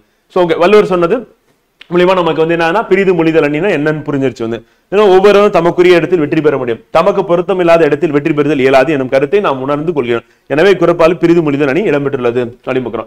அடுத்து வேற்றுமை அணி. வந்து இரண்டு பொருள்களுக்கு இடையே உள்ள ஒற்றுமையை கூறி பிறகு அவற்றில் ஒன்றை வேறுபடுத்தி காட்டுவது வேற்றுமை அணி. வந்து ரெண்டுத்துக்கு நடுவில் இருக்க ஒற்றுமையை சொல்லிடுறாங்க, அதுக்கப்புறம் அதை வேறுபடுத்தி சொன்னாங்க அப்படின்னா அதான் வேற்றுமை அணி. அப்ப பொருத்தி பார்க்கறது. தீயினால் சுட்டப்புண் உள்ளாரும் ஆறாதே நாவினால் சுட்டவடு அப்படின்றார் திருக்குறளில். முதலில் நெருப்பு கொடுஞ்சொல் ஆகிய இரண்டும் சுடும் தன்மை உடையதுன்ட்டார். அப்ப நெருப்பால சுடுறதும் என்னது, அதே மாதிரி நாவால சுடுறது அப்படின்னா வந்து கொடுஞ்சொல் கொடுமையான சொல்ல சொல்றோம். அதுவும் வந்து என்ன பண்ணும் நமக்கு வந்து பாத்தீங்கன்னா சுடக்கூடியதா இருக்கும். என்ன நெஞ்சு வந்து சுட்டுருச்சு அப்படின்னு சொல்லி சொல்லுவோம். அதே வந்து உடையவை என்று கூறப்படுது. பின்னர் நெருப்பினால் சுட்ட காயம் என்ன சொல்றோம், மருந்து போட்டா இல்லைன்னா அதுவே கூட ஆறிடும். ஆனா நாவினால் உள்ளத்தினால் ஏற்பட்ட வடு ஆறாது என்று இரண்டுக்கும் இடையே உள்ள வேறுபாடு கூறப்படுகிறது. எனவே இது வேற்றுமை அணி வந்து. சோ அதனால நாவை வந்து ரொம்ப கவனமா கையாளணும் அப்படின்னு சொல்லி வள்ளுவர் வந்து சொல்றாரு. இது மூலமா சொல்ல வர கருத்து அதுதான். சோ அப்ப ரெண்டுத்தையும் என்னது முதல்ல வந்து பாத்தீங்கன்னா ஒப்பிட்டு சொல்றாரு, அதுக்கப்புறம் வேறுபடுத்தி காமிக்கிறார் வந்து. சோ அப்ப வேற்றுமை அணி அப்படின்னும் போது வந்து தீயினால் சுட்டப்புண் உள்ளாரும் ஆறாதே நாவினால் சுட்டவடு அப்படிங்கிறோம். அப்ப தீயினால் சுட்டப்புண் உள்ளாரும் ஆறாதே நாவினால் சுட்டவடு. அப்ப தீயும் சுடுது நாவும் சுடுது. அப்ப ரெண்டுத்துக்கும் ஒற்றுமை இருக்கு. வேற்றுமை என்ன வந்து இது ஆறும் ஆனா ஆறாதது எது அப்படின்னா நாவினால் சுட்டது அப்படின்றாரு வந்து. அப்ப இரண்டுக்கு இடையே உள்ள வேறுபாடு அப்படின்னு பார்க்கணும் வந்து. சோ அப்ப ஃபர்ஸ்ட் என்ன பண்றாருன்னா முதலில் நெருப்பு கொடுஞ்சல் ஆகிய இரண்டும் சுடும் தன்மை உடையவை என்று கூறப்படுகிறது. பின்னர் நெருப்பினால் சுட்ட காய்மாறும் உள்ளத்தில் ஏற்பட்ட வடு ஆறாது இரண்டுக்கும் இடையே உள்ள வேறுபாடு அப்படின்றத சொல்றாரு. அப்படி சொல்றதுதான் வேற்றுமை அணி அப்படின்னு பார்க்கிறோம் வந்து. அதுக்கு அடுத்து வந்து இரட்டரும் மொழிதல் அணி. இரட்டரும் மொழிதல் அணின்னா ஒரு சொல் அல்லது ஒரு தொடர் இரு பொருள் தருமாறு அமைவது இரட்டரும் மொழிதல். அப்போ ஒரு சொல்லு அல்லது ஒரு தொடர் வந்து இரு பொருள் தர மாதிரி இருந்துச்சு அப்படின்னா ரெண்டு பொருளை தரணும் வந்து. அப்ப அந்த செயலை படிக்கும் போது நமக்கு வந்து ஒரு விதமான பொருள் தரும், அதே வந்து இன்னொரு பொருளும் தரக்கூடியதா இருக்கும். இப்ப எக்ஸாம்பிள் வந்து பாத்தீங்கன்னா எடுத்துக்காட்டு நம்ம எடுத்துட்டோம் அப்படின்னா வந்து தேங்காய் நாய். இப்ப இந்த செயல்ல பாடக்கூடிய அந்த செயல் வரக்கூடிய அந்த பாடல் வந்து பாத்தீங்கன்னா நமக்கு தேங்காயும் குறிக்குது நாயும் குறிக்குது. அப்ப ரெண்டுத்தையும் குறிக்கக்கூடியதுனால என்ன சொல்றோம் அப்படின்னா அது வந்து இரட்டர மொழிதல் அப்படின்னு சொல்லி சொல்றோம். அப்ப இரட்டர மொழிதல் அணி இதனை ஸ்லேடை என்றும் கூறுவர். அப்ப இதுக்கு வேற ஒரு பேர் இருக்குன்னா ஸ்லேடை. எப்படி நம்ம இயல்பு நவிர்சு அணி தன்மை நவிர்சு அணின்னு சொல்லி பார்த்தோம், ரெண்டுத்துக்கும் வேற ஒரு பேர் சொல்லிடு வேறு பேர் தன்மை நவிர்சு அணின்னு பார்த்தோம். அதே மாதிரி இரட்டர மொழிதல் அணிக்கு வேற ஒரு பேர்னா ஸ்லேடை அணி அப்படின்னு சொல்லுவோம். அப்ப ஸ்லேடை அப்படின்னு பார்க்கும்போது இங்க ஓடும் இருக்கும் அதனுள் வாய் வெளுத்திருக்கும் வந்து நாடும் குலைத்தன நானாது செடியே தீங்காயது இல்லா திருமலை ராயன் வரையில் தேங்காயும் நாயும் நேர் செப்பு அப்படின்னு சொல்லி. அப்ப தேங்காயும் நாயும் அப்படின்னு சொல்லிட்டு வந்து பாத்தீங்கன்னா ரெண்டுத்துக்கும் இது பொருத்தமா அமைந்துள்ளது. அப்ப தேங்காயில் ஓடு இருக்கும், தேங்காய் உட்பகுதி வெண்மை நிறத்தில் இருக்கும், தேங்காய் கோணல் இல்லாமல் கொலையாக துங்கும் வந்து. நாய் சில சமயம் ஓடிக்கொண்டிருக்கும், சில சமயம் ஒரு இடத்தில் படுத்திருக்கும், அதன் வாயின் உட்பகுதி வெண்மையாக இருக்கும், குறைப்பதற்கு வெட்கப்படாது. இவ்வாறு இப்பாடல் இரண்டு பொருள் தரும்படி பாடப்பட்டுள்ளதால் இது இரட்டர மொழிதல் அணி. அப்ப இரண்டு பொருள் தந்துச்சு அப்படின்னா அது வந்து இரட்டர மொழிதல் அணி. அப்ப ஓடும் இருக்கும் அதனுள் வாய் விழித்திருக்கும் என்ற பாடல் அப்படின்னு நினைவில் வச்சுக்கோங்க. இந்த பாடல் அப்படியே கொடுத்துட்டு நம்ம கேட்கறதுக்கான வாய்ப்பு இருக்கு. அடுத்து பின்வரும் நிலையணிகள். பின்வரும் நிலையணி அப்படின்னு பார்க்கும்போது ஒரு செயலில் முன்னர் வந்த சொல்லோ பொருளோ மீண்டும் பல இடங்களில் வருதலே வந்து பின்வரும் நிலையணி. அப்ப சொல்லோ அல்லது பொருளோ மீண்டும் பல இடங்கள் வந்துச்சுன்னா பின்வரும் நிலையணி. இதை நம்ம சொல்லும் பொழுது மொத்தம் மூன்றா வந்து பிரிக்கிறோம். என்னென்னப்பா அப்படின்னு பாத்தீங்கன்னா சொல் பின்வரும் நிலையணி, பொருள் பின்வரும் நிலையணி, சொற்பொருள் பின்வரும் நிலையணி வந்து. அப்ப சொல் பின்வரும் நிலையன்னா சொல்லே திருப்பி திருப்பி வர்றது வந்து. சொல் எப்படி திருப்பி திருப்பி வருது அப்படின்னு பாத்தீங்கன்னா எடுத்துக்காட்டு ஞாபகம் முன்னந்த சொல்லே பின்னும் பல இடத்து வரும், ஆனா ஒரே பொருளை கொடுக்குமானா கொடுக்காது, வேறு வேறு பொருளை கொடுக்கும் அப்படின்னு பார்க்கிறோம். சோ அப்ப முன்வந்த சொல்லே என்னது பின்னும் பல இடத்து வந்து வேறு பொருள் உணர்த்துவது. அப்ப முன் வந்த சொல் வந்து பின்னும் பல இடத்து வரும், வந்தாலும் வேறு பொருள் உணர்த்தும் அப்படின்னு பார்க்கிறோம். இப்ப பாத்தீங்கன்னா துப்பார்க்கு துப்பாய துப்பாக்கி துப்பார்க்கு துப்பாய தூவும் மலை அப்படின்னு பார்க்கிறோம். சோ அப்ப இங்க வார்த்தை அப்படின்னு பாத்தீங்கன்னா துப்பு அப்படின்ற வார்த்தை வந்து நமக்கு அடுத்து திருப்பி மீண்டும் மீண்டும் வருது, ஆனா வேறு வேறு பொருளை தருது. என்னென்ன பொருள் தருது அப்படின்னா இப்ப துப்பாருக்கு உண்பவருக்கு, துப்பு நல்ல நன்மை, துப்பு அப்படின்னா உணவு என்று பொருள் உள்ள. அப்ப உண்பவருக்கு நல்ல நன்மை உணவுன்னு சொல்லிட்டு வேறு வேறு பொருளை தரதுனால என்ன சொல்றோம் அப்படின்னா வந்து இது வந்து சொல் பின்வரும் நிலையணி அப்படின்னு சொல்றோம். அப்ப சொல் பின்வரும் நிலையணி எடுத்துக்காட்டு ஞாபகம் வச்சுக்கணும். வந்த சொல்லே மீண்டும் பல இடத்துல வரணும், ஆனா வேறு வேறு பொருளை தரணும், தந்துச்சுன்னா சொல் பின்வரும் நிலையணி வந்து. அடுத்து வந்து பாத்தீங்கன்னா பொருள் பின்வரும் நிலையணி வந்து. சோ பொருள் பின்வரும் நிலையணி அப்படின்னும் போது செயலில் முன் வந்த ஒரு சொல்லின் பொருளே வந்து. அப்ப செயல முன் வந்த ஒரு சொல்லின் பொருளே வந்து பின்னர் பல இடங்களில் வருவது, பின்னர் பல இடங்கள்ல வரும், ஆனா வேறு வேறு சொற்களில் வரும் வந்து. சோ அப்ப செயலில் முன் வந்த சொல்லின் பொருளே வந்து பின்னர் பல இடங்களில் வருவது பொருள் பின்வரும் நிலையணி ஆகும். இப்ப எக்ஸாம்பிள் வந்து பாத்தீங்கன்னா அவிழ்ந்தன தோன்றி அலர்ந்தன காய நெகிழ்ந்தன நேர்முனை முல்லை மகிழ்ந்ததில் விண்டன கொன்றை விரிந்தன விரிந்த கருவிலை கொண்டன காந்தல் கொலை அப்படின்னு சொல்லி பாடல் வருது. சோ அப்ப இங்க வரக்கூடிய அந்த வரிகள்ல வந்து பாத்தீங்கன்னா வந்து அவிழ்ந்தன அலர்ந்தன நெகிழ்ந்தன விண்டன வெறிந்தன கொண்டன இது எல்லாமே எதை குறிக்குது அப்படின்னா மலர்ந்தனன்னு சொல்லிட்டு ஒரே பொருளை தருகிறது. அப்ப மலர்ந்தன அப்படின்னு சொல்லிட்டு ஒரே பொருளை தரக்கூடியதா வந்து இருக்கு அப்படின்னு. சோ அப்ப இங்க பயின்று வரக்கூடிய அணி என்ன அப்படின்னா சொல் பின்வரும் நிலையணி. இப்ப நமக்கு என்ன பண்ணுவாங்கன்னா கூற்று காரணம் கூட கேட்கறதுக்கான வாய்ப்பு இருக்கு. அப்படியே இதை எடுத்து போட்டு வந்து கூற்று காரணம் அப்படின்னு சொல்லி கொடுப்பாங்க. அப்படி கொடுத்தாலும் வந்து பாத்தீங்கன்னா முன்னர் வந்த அதே சொல் வரல, வெவ்வேறு பொருள் அதாவது வெவ்வேறு சொற்கள் வந்தாலும் ஒரே பொருளை தந்துச்சு அப்படின்னா அது வந்து என்ன சொல்றோம் அப்படின்னா பொருள் பின்வரும் நிலையணி அப்படின்னு. அப்ப சொல் பின்வரும் நிலையணினா ஒரே சொல் பல பொருளை தரணும் வந்து. இங்க பல சொற்கள் வந்து ஒரே பொருளை தரணும், அதான் ரெண்டுத்துக்குள்ள வித்தியாசம் வந்து. அதுக்கு அடுத்து மூன்றாவது அப்படின்னு எடுத்துட்டோம் அப்படின்னா சொற்பொருள் பின்வரும் நிலையணி வந்து. ஃபர்ஸ்ட் சொல் பின்வரும் நிலையணி, இரண்டாவது பொருள் பின்வரும் நிலையணி, மூன்றாவது சொல்லும் பொருளும் சேர்ந்த மாதிரி பின்வரும் நிலையணி அப்படின்னு பார்க்கிறோம். அப்ப சொல்லும் பொருளும் அப்படின்னா முன்னர் வந்த சொல்லும் பொருளும் பின்னர் பல இடங்களில் வருது. அப்ப முன்னாடி வந்த சொல் வருது, ஆனா பல பொருள் கிடையாது, அதே பொருள் தான். அதே மாதிரி முன்னாடி வந்த பொருள் வருது, அது அடுத்த அதே வந்து சொல் வருது, அதே பொருள் வருது. சோ அப்ப ஒரு சொல் வந்து பாத்தீங்கன்னா பல பொருள் வருது அப்படின்றது வந்து ஃபர்ஸ்ட் திருக்குறள் பார்த்தோம். அதே மாதிரி ஒரே பொருளை கொண்ட பல சொற்கள் வருது அப்படின்னு பார்த்தோம். சோ மூன்றாவது வந்து பாத்தீங்கன்னா வந்து என்ன ஆகுது, வந்து ஒரு சொல் தான், ஒரே பொருள் தான், அது திரும்ப திரும்ப வந்தது அப்படின்னா வந்து சொற்பொருள் பின்வரும் நிலையணி அப்படிங்கிறோம். அப்ப முன்னர் வந்த சொல்லும் பொருளும் பின்னர் பல இடங்கள் வருவது சொற்பொருள் பின்னரும் நிலையணி ஆகும். எடுத்துக்காட்டு அப்படின்னு எடுத்து பார்க்கும்போது வந்து எல்லா விளக்கும் விளக்கல்ல, சான்றோருக்கு பொய்யா விளக்கே விளக்கு. இங்க விளக்கு அப்படின்ற சொல் வந்து பாத்தீங்கன்னா திரும்ப திரும்ப வருது. அப்ப சொல் ஒரே பொருளில் பல முறை வந்துள்ளது. இதுதான் சொற்பொருள் பின்வரும் நிலையணி இருக்கிறோம். சோ அப்ப நம்ம பொருள் நமக்கு தெரியணும், அதே மாதிரி அதனுடைய எடுத்துக்காட்டு என்ன நமக்கு தெரியும், தெரிஞ்சதுன்னா போதும். தேர்வுல நமக்கு இதுதான் கேட்பாங்க அப்படின்னு பார்க்கிறோம். வந்து சொற்பொருள் பின்வரும். அப்ப பின்வரும் நிலையணி அப்படின்னு பார்க்கும்போது வந்து பின்வரும் நிலையணிகள்ல நமக்கு மொத்தம் 3 இருக்கு. சொல், பொருள் பின்வரும் சொல் பின்வரும் நிலையணி, பொருள் பின்வரும் நிலையணி, சொற்பொருள் பின்வரும் நிலையணி அப்படி வைக்கிறோம். சோ மூன்றுத்துக்கும் நம்ம விளக்கமும் எடுத்துக்காட்டும் நம்ம பார்த்துட்டோம் அப்படின்னா சரியா இருக்கும் அப்படின்னு பார்க்கிறோம். தேர்வுல கேள்வி கேட்கும்போது நம்ம சரியா வட்டி வச்சோம். அடுத்து வஞ்சக புகழ்ச்சினி வந்து இதை நம்ம பள்ளி பருவத்தோட படிச்சிருப்பீங்க. ஏன்னா நம்ம வந்து நையாண்டி பண்றது, கிண்டல் பண்றது, கேலி பண்றது அப்படின்றதெல்லாம் வந்து பள்ளி பருவத்துல கல்லூரியில வந்து அது ஒரு முக்கியமான ஒன்றா வந்து நம்ம வந்து ஒரு ஸ்கில்லா டெவலப் பண்ணி வச்சிருப்போம். ஆனா மிக மிக அது தவறான ஒன்று, நம்ம வாழ்க்கைக்கு அது எந்த விதத்திலையும் பயன்படாது அப்படின்னு சொல்லி வள்ளுவர் சொல்றாரு. அப்ப கேலி கிண்டல் இருக்கு, நையாண்டி இருக்கு அப்படின்னா அதை வந்து அந்த ஸ்கில்ல டெவலப் பண்ணவே பண்ணாதீங்க. மற்றவர்களை நீங்க வந்து சிரிக்க வைக்கலாம் அப்படின்னு நீங்க நினைக்கலாம், ஆனா அதனால உங்களுக்கு கிடைக்க போற வந்து பாதிப்பு அப்படின்றது அதிகமா இருக்கும். இப்ப நீங்க யாராவது கேள்வி பண்றீங்க, கிண்டல் பண்றீங்க அப்படின்னா வந்து அவங்க என்ன பண்ணுவாங்க, சும்மா விட மாட்டாங்க, மனதுக்குள்ள வச்சுப்பாங்க. வந்து அந்த நேரத்துல சிலர் ரியாக்ட் பண்ணுவாங்க, சிலர் என்ன பண்ணுவாங்க, அவனை வச்சு செய்யறேன் அப்படின்னு சொல்லிட்டு தக்க காலத்துக்காக காத்திருந்து உங்களுக்கு வரும்போது உங்களுக்கு துன்பத்தை கொடுப்பாங்க. சோ அதனால முடிந்த வரையும் வந்து பாத்தீங்கன்னா மற்றவர்களை கேலி செய்வதோ கிண்டல் செய்வதோ வந்து பாத்தீங்கன்னா முடிந்த வரையில தவிர்த்தணும். எப்படி நம்ம பொறாமை இருக்கக்கூடாது, பேராசை இருக்கக்கூடாது, சினம் இருக்கக்கூடாதுன்னு சொன்னோமோ அந்த மாதிரிதான் வந்து பாத்தீங்கன்னா இந்த கேலி கிண்டல் இருக்கக்கூடாது அப்படின்னு. சோ இப்ப இங்க என்ன வஞ்சக புகழ்ச்சி அணி அப்படின் போது வந்து புகழ்வது போல பழிப்பதும், பழிப்பது போல புகழ்வதும் அப்படின்றதான் வந்து வஞ்சக புகழ்ச்சி அணி.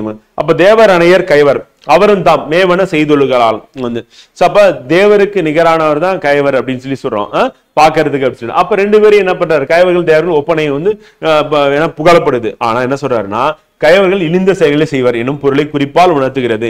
எனவே இது வந்து புகழ்வது போல பழிப்பது அப்படின்னு. அப்ப புகழ்வது போல பழிப்பது அப்படின்னா திருக்குறளை நம்ம எடுத்துக்கலாம். அப்ப கயவரை தேவருக்கு ஒப்பிட்டு பாக்குறாங்க, ஆனா இருந்தாலும் என்ன கயவர்கள் வந்து இழிந்த தொழில் செய்வார்கள் அப்படின்னு சொல்லி சொல்றாரு. அடுத்து 10வது தற்குறிப்பேற்றணி வந்து இயல்பாய் நிகழும் வந்து நிகழ்ச்சி. அப்ப நம்ம ஏற்கனவே பார்த்தோம் இயல்பாய் நிகழக்கூடிய நிகழ்ச்சி. அதான் நான் சொன்னா இயல்பு நவிர்சு அணி, தன்மை நவிர்சனின்னு பார்த்தோம். ஆனா இங்க என்ன ஆகுது அப்படின்னா இயல்பா நிகழக்கூடியது என்ன பண்றாருன்னா கவிஞர் வந்து தன்னுடைய குறிப்பை அதை ஏற்றி சொல்றது வந்து இதனாலதான் நடந்தது அப்படின்னு சொல்லி சொல்றாரு.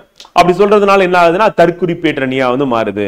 அப்ப அவருடைய குறிப்பை அதுல வந்து ஏத்திறாரு. தற்செயலா நடக்கக்கூடியது என்ன பண்றாரு, குறிப்பு இதனாலதான்ப்பா அவன் தும்மனால எதுக்குன்னா அதான் கெட்ட சகுனமா இருந்தது, அதனாலதான் இந்த காரியம் வந்து நடக்கல வந்து. அதே மாதிரி பூனை குறுக்க போச்சுல, அதனாலதான் அப்படின்னு சொல்றேன். பூனை அது பாட்டுக்கு போகுது, போற பூனை வந்து பாத்தீங்கன்னா பூனை குறுக்க போயிருச்சு, அவங்க தும்முனாங்க. அவனுக்கு தும்பல் எதனால வந்ததுன்னா கோல்டு இருக்கலாம், இல்லாது ஏதாவது நெடி ஏறி இருக்கலாம், இல்லைன்னா டஸ்ட் அலர்ஜி ஏதாவது இருக்கலாம். தும்பல் வரும். ஆனா அந்த தும்பலுக்கு ஒரு காரணம், பள்ளி கத்துது இல்ல, பள்ளி சொல்ல பள்ளி வந்து கத்தும் போது என்ன ஆகுதுன்னா பள்ளி எதுனா அதோட துணையை கூப்பிடும் வந்து. அப்ப துணையை கூப்பிடுறதுக்காக வந்து பாத்தீங்கன்னா அந்த பள்ளி கூப்பிடுறத வந்து நம்ம என்ன பண்றோம்னா நம்ம நம்பிக்கைகள் தான், நம்பிக்கைகள் வந்து சரி தவறு அப்படின்னு ஆராய்ச்சிக்கு போக வேணாம். ஆனா அது நடக்கக்கூடியதை வந்து பாத்தீங்கன்னா கவிஞன் வந்து தன்னுடைய குறிப்பை அதுல ஏத்தி சொல்றது அப்படின்னா தற்குறிப்பேற்றணி எடுக்கணும். அப்ப தற்குறிப்பேற்றணிக்கு எடுத்துக்காட்டு அப்படின்னும் போது வந்து பாத்தீங்கன்னா சிலப்பதிகாரத்துல இளங்கோவடிகள் வந்து சொல்லக்கூடிய ஒரு வரிகளா இருக்கு. போருளும் தடுத்த ஆரையும் நெடுங்குடி வாரில் என்பன போல் மறித்து கை காட்ட அப்படின்னு. அப்ப கோவலனும் கண்ணகியும் வந்து மதுரை இதுக்குள்ள மதுரை நகரத்துக்குள்ள போறாங்க. அப்படி போகும்போது என்னன்னா அந்த கோட்டை வாயில்ல மேல இருக்கக்கூடிய அந்த கொடி வந்து என்ன பண்ணா வராதிங்க, அது காற்றுல வந்து அசைஞ்சு ஆடிட்டு இருக்கு வந்து. இயல்பாவே வந்து கொடி என்ன பண்ணும் காற்றுல வந்து ஆடிட்டு இருக்கும். அப்படி ஆடக்கூடிய அந்த கொடி என்ன சொல்லுதுன்னா வராதிங்க, உங்களுக்கு வந்து வந்தீங்கன்னா ஒரு கெட்ட இது வந்து நடக்க போகுது அப்படின்னு சொல்லிட்டு சொல்ற மாதிரி அதுல வந்து குறிப்பை ஏத்தி சொல்றாரு அப்படின்னு. சோ அதுதான் தற்குறிப்பேற்றணி. அப்ப கோட்டை மதில் மேல் இருந்த கொடி வர வேண்டாம் என தடுப்பது போல கை காட்டியது என்பது பொருள் அடிமக்கிறோம். கோவலன் கண்ணகியும் மதுரை மாணவர்கள் சென்ற போது மதிலின் மேல் இருந்த கொடியும் காற்றில் இயற்கையாக அசைந்தன. ஆனால் இளங்கோடிகள் கோவலன் மதுரையில் கொலை செய்யப்படுவான் என கருதி அக்கொடிகள் கையை அசைத்து மதுரைக்குள் வரவேண்டா என்று தெரிவிப்பது போல காட்டில் அசைவதாக தம் குறிப்பை கொடியின் மீது ஏற்றி கூறுகிறார். இவ்வாறு இயல்பாக நிகழும் நிகழ்ச்சியின் மீது கவிஞர் தன் குறிப்பை ஏற்றி கூறுவது தற்குறிப்பேற்றணி. கொடி வந்து உயிரற்றது, இரண்டாவது காற்றுல வந்து அசையக்கூடியது. அதுக்கு பின்னாடி நடக்க போறது முன்னாடி சொல்ற சக்தியும் அது கிடையாது. ஆனா கவிஞன் வந்து என்ன பண்றாருன்னா தன்னுடைய குறிப்பா அதுல ஏத்தி சொல்றதுதான் தற்குறிப்பேற்றணி அப்படி பார்க்கிறோம். சோ அது எடுத்துக்காட்டு விளக்கம் ரெண்டுமே நமக்கு தேவை அப்படி பார்க்கிறோம். அடுத்து 11வது தீவகணி. தீவகம் என்னும் சொல்லுக்கு வந்து விளக்கு என்று பொருள் வந்து. சோ ஒரு அறையில் வந்து ஒரு இடத்தில் வைக்கப்பட்ட விளக்கானது அவ்வறையில் பல இடங்களிலும் வந்து உள்ள பொருள்களுக்கு வெளிச்சம் தந்து விளக்குதல் போல செயலின் ஒரு இடத்தில் நின்ற ஒரு சொல் வந்து அச்செயலின் வந்து அப்ப செயலின் ஒரு இடத்தில் நின்ற சொல் வந்து என்ன பண்ணணும்னா பல இடங்களிலும் உள்ள சொற்களோடு சென்று பொருந்தி பொருளை உணர்த்துவாங்க வந்து.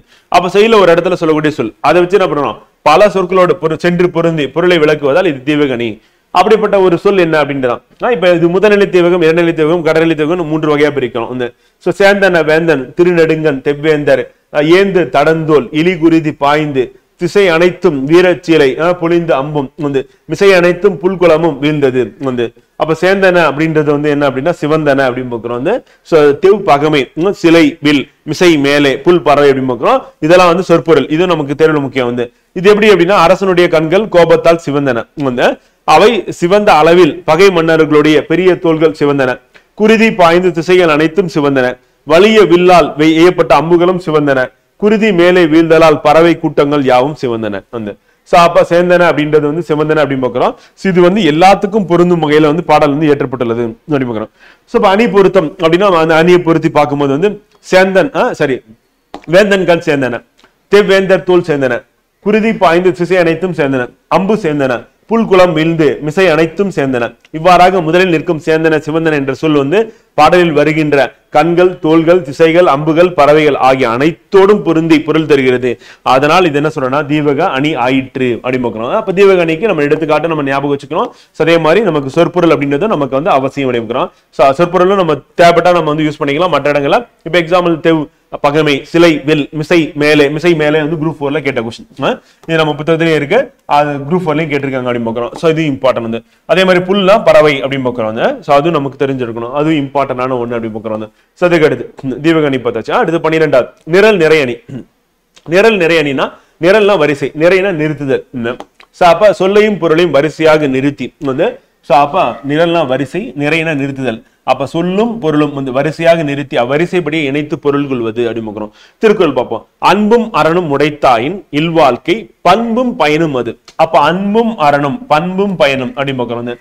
அப்ப நம்ம என்ன பண்ணோம் வரிசையா வச்சு அதை நிறுத்துறது அப்படின்னு பார்க்கிறோம்.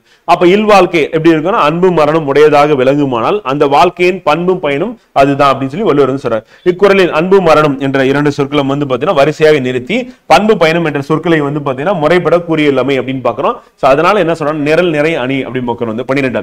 அடுத்து 13 வந்து தன்மை அணி அப்படின்னு பாக்குறோம். தன்மை அணி அப்படின்னும் போது என்னன்னா எவ்வகைப்பட்ட பொருளாக இருந்தாலும் இயற்கையில் அமைந்த அதன் உண்மையான இயல்பு தன்மையினை கேட்பவரின் மனம் மகிழுமாறு உரிய சொற்களை அமைத்து பாடுவது. அப்ப எவ்வகைப்பட்டதா இருந்தாலும் வந்து பாத்தீங்கன்னா உண்மையான தன்மை என்ன அப்படின்னு சொல்லி அமைச்சு பாடுறது.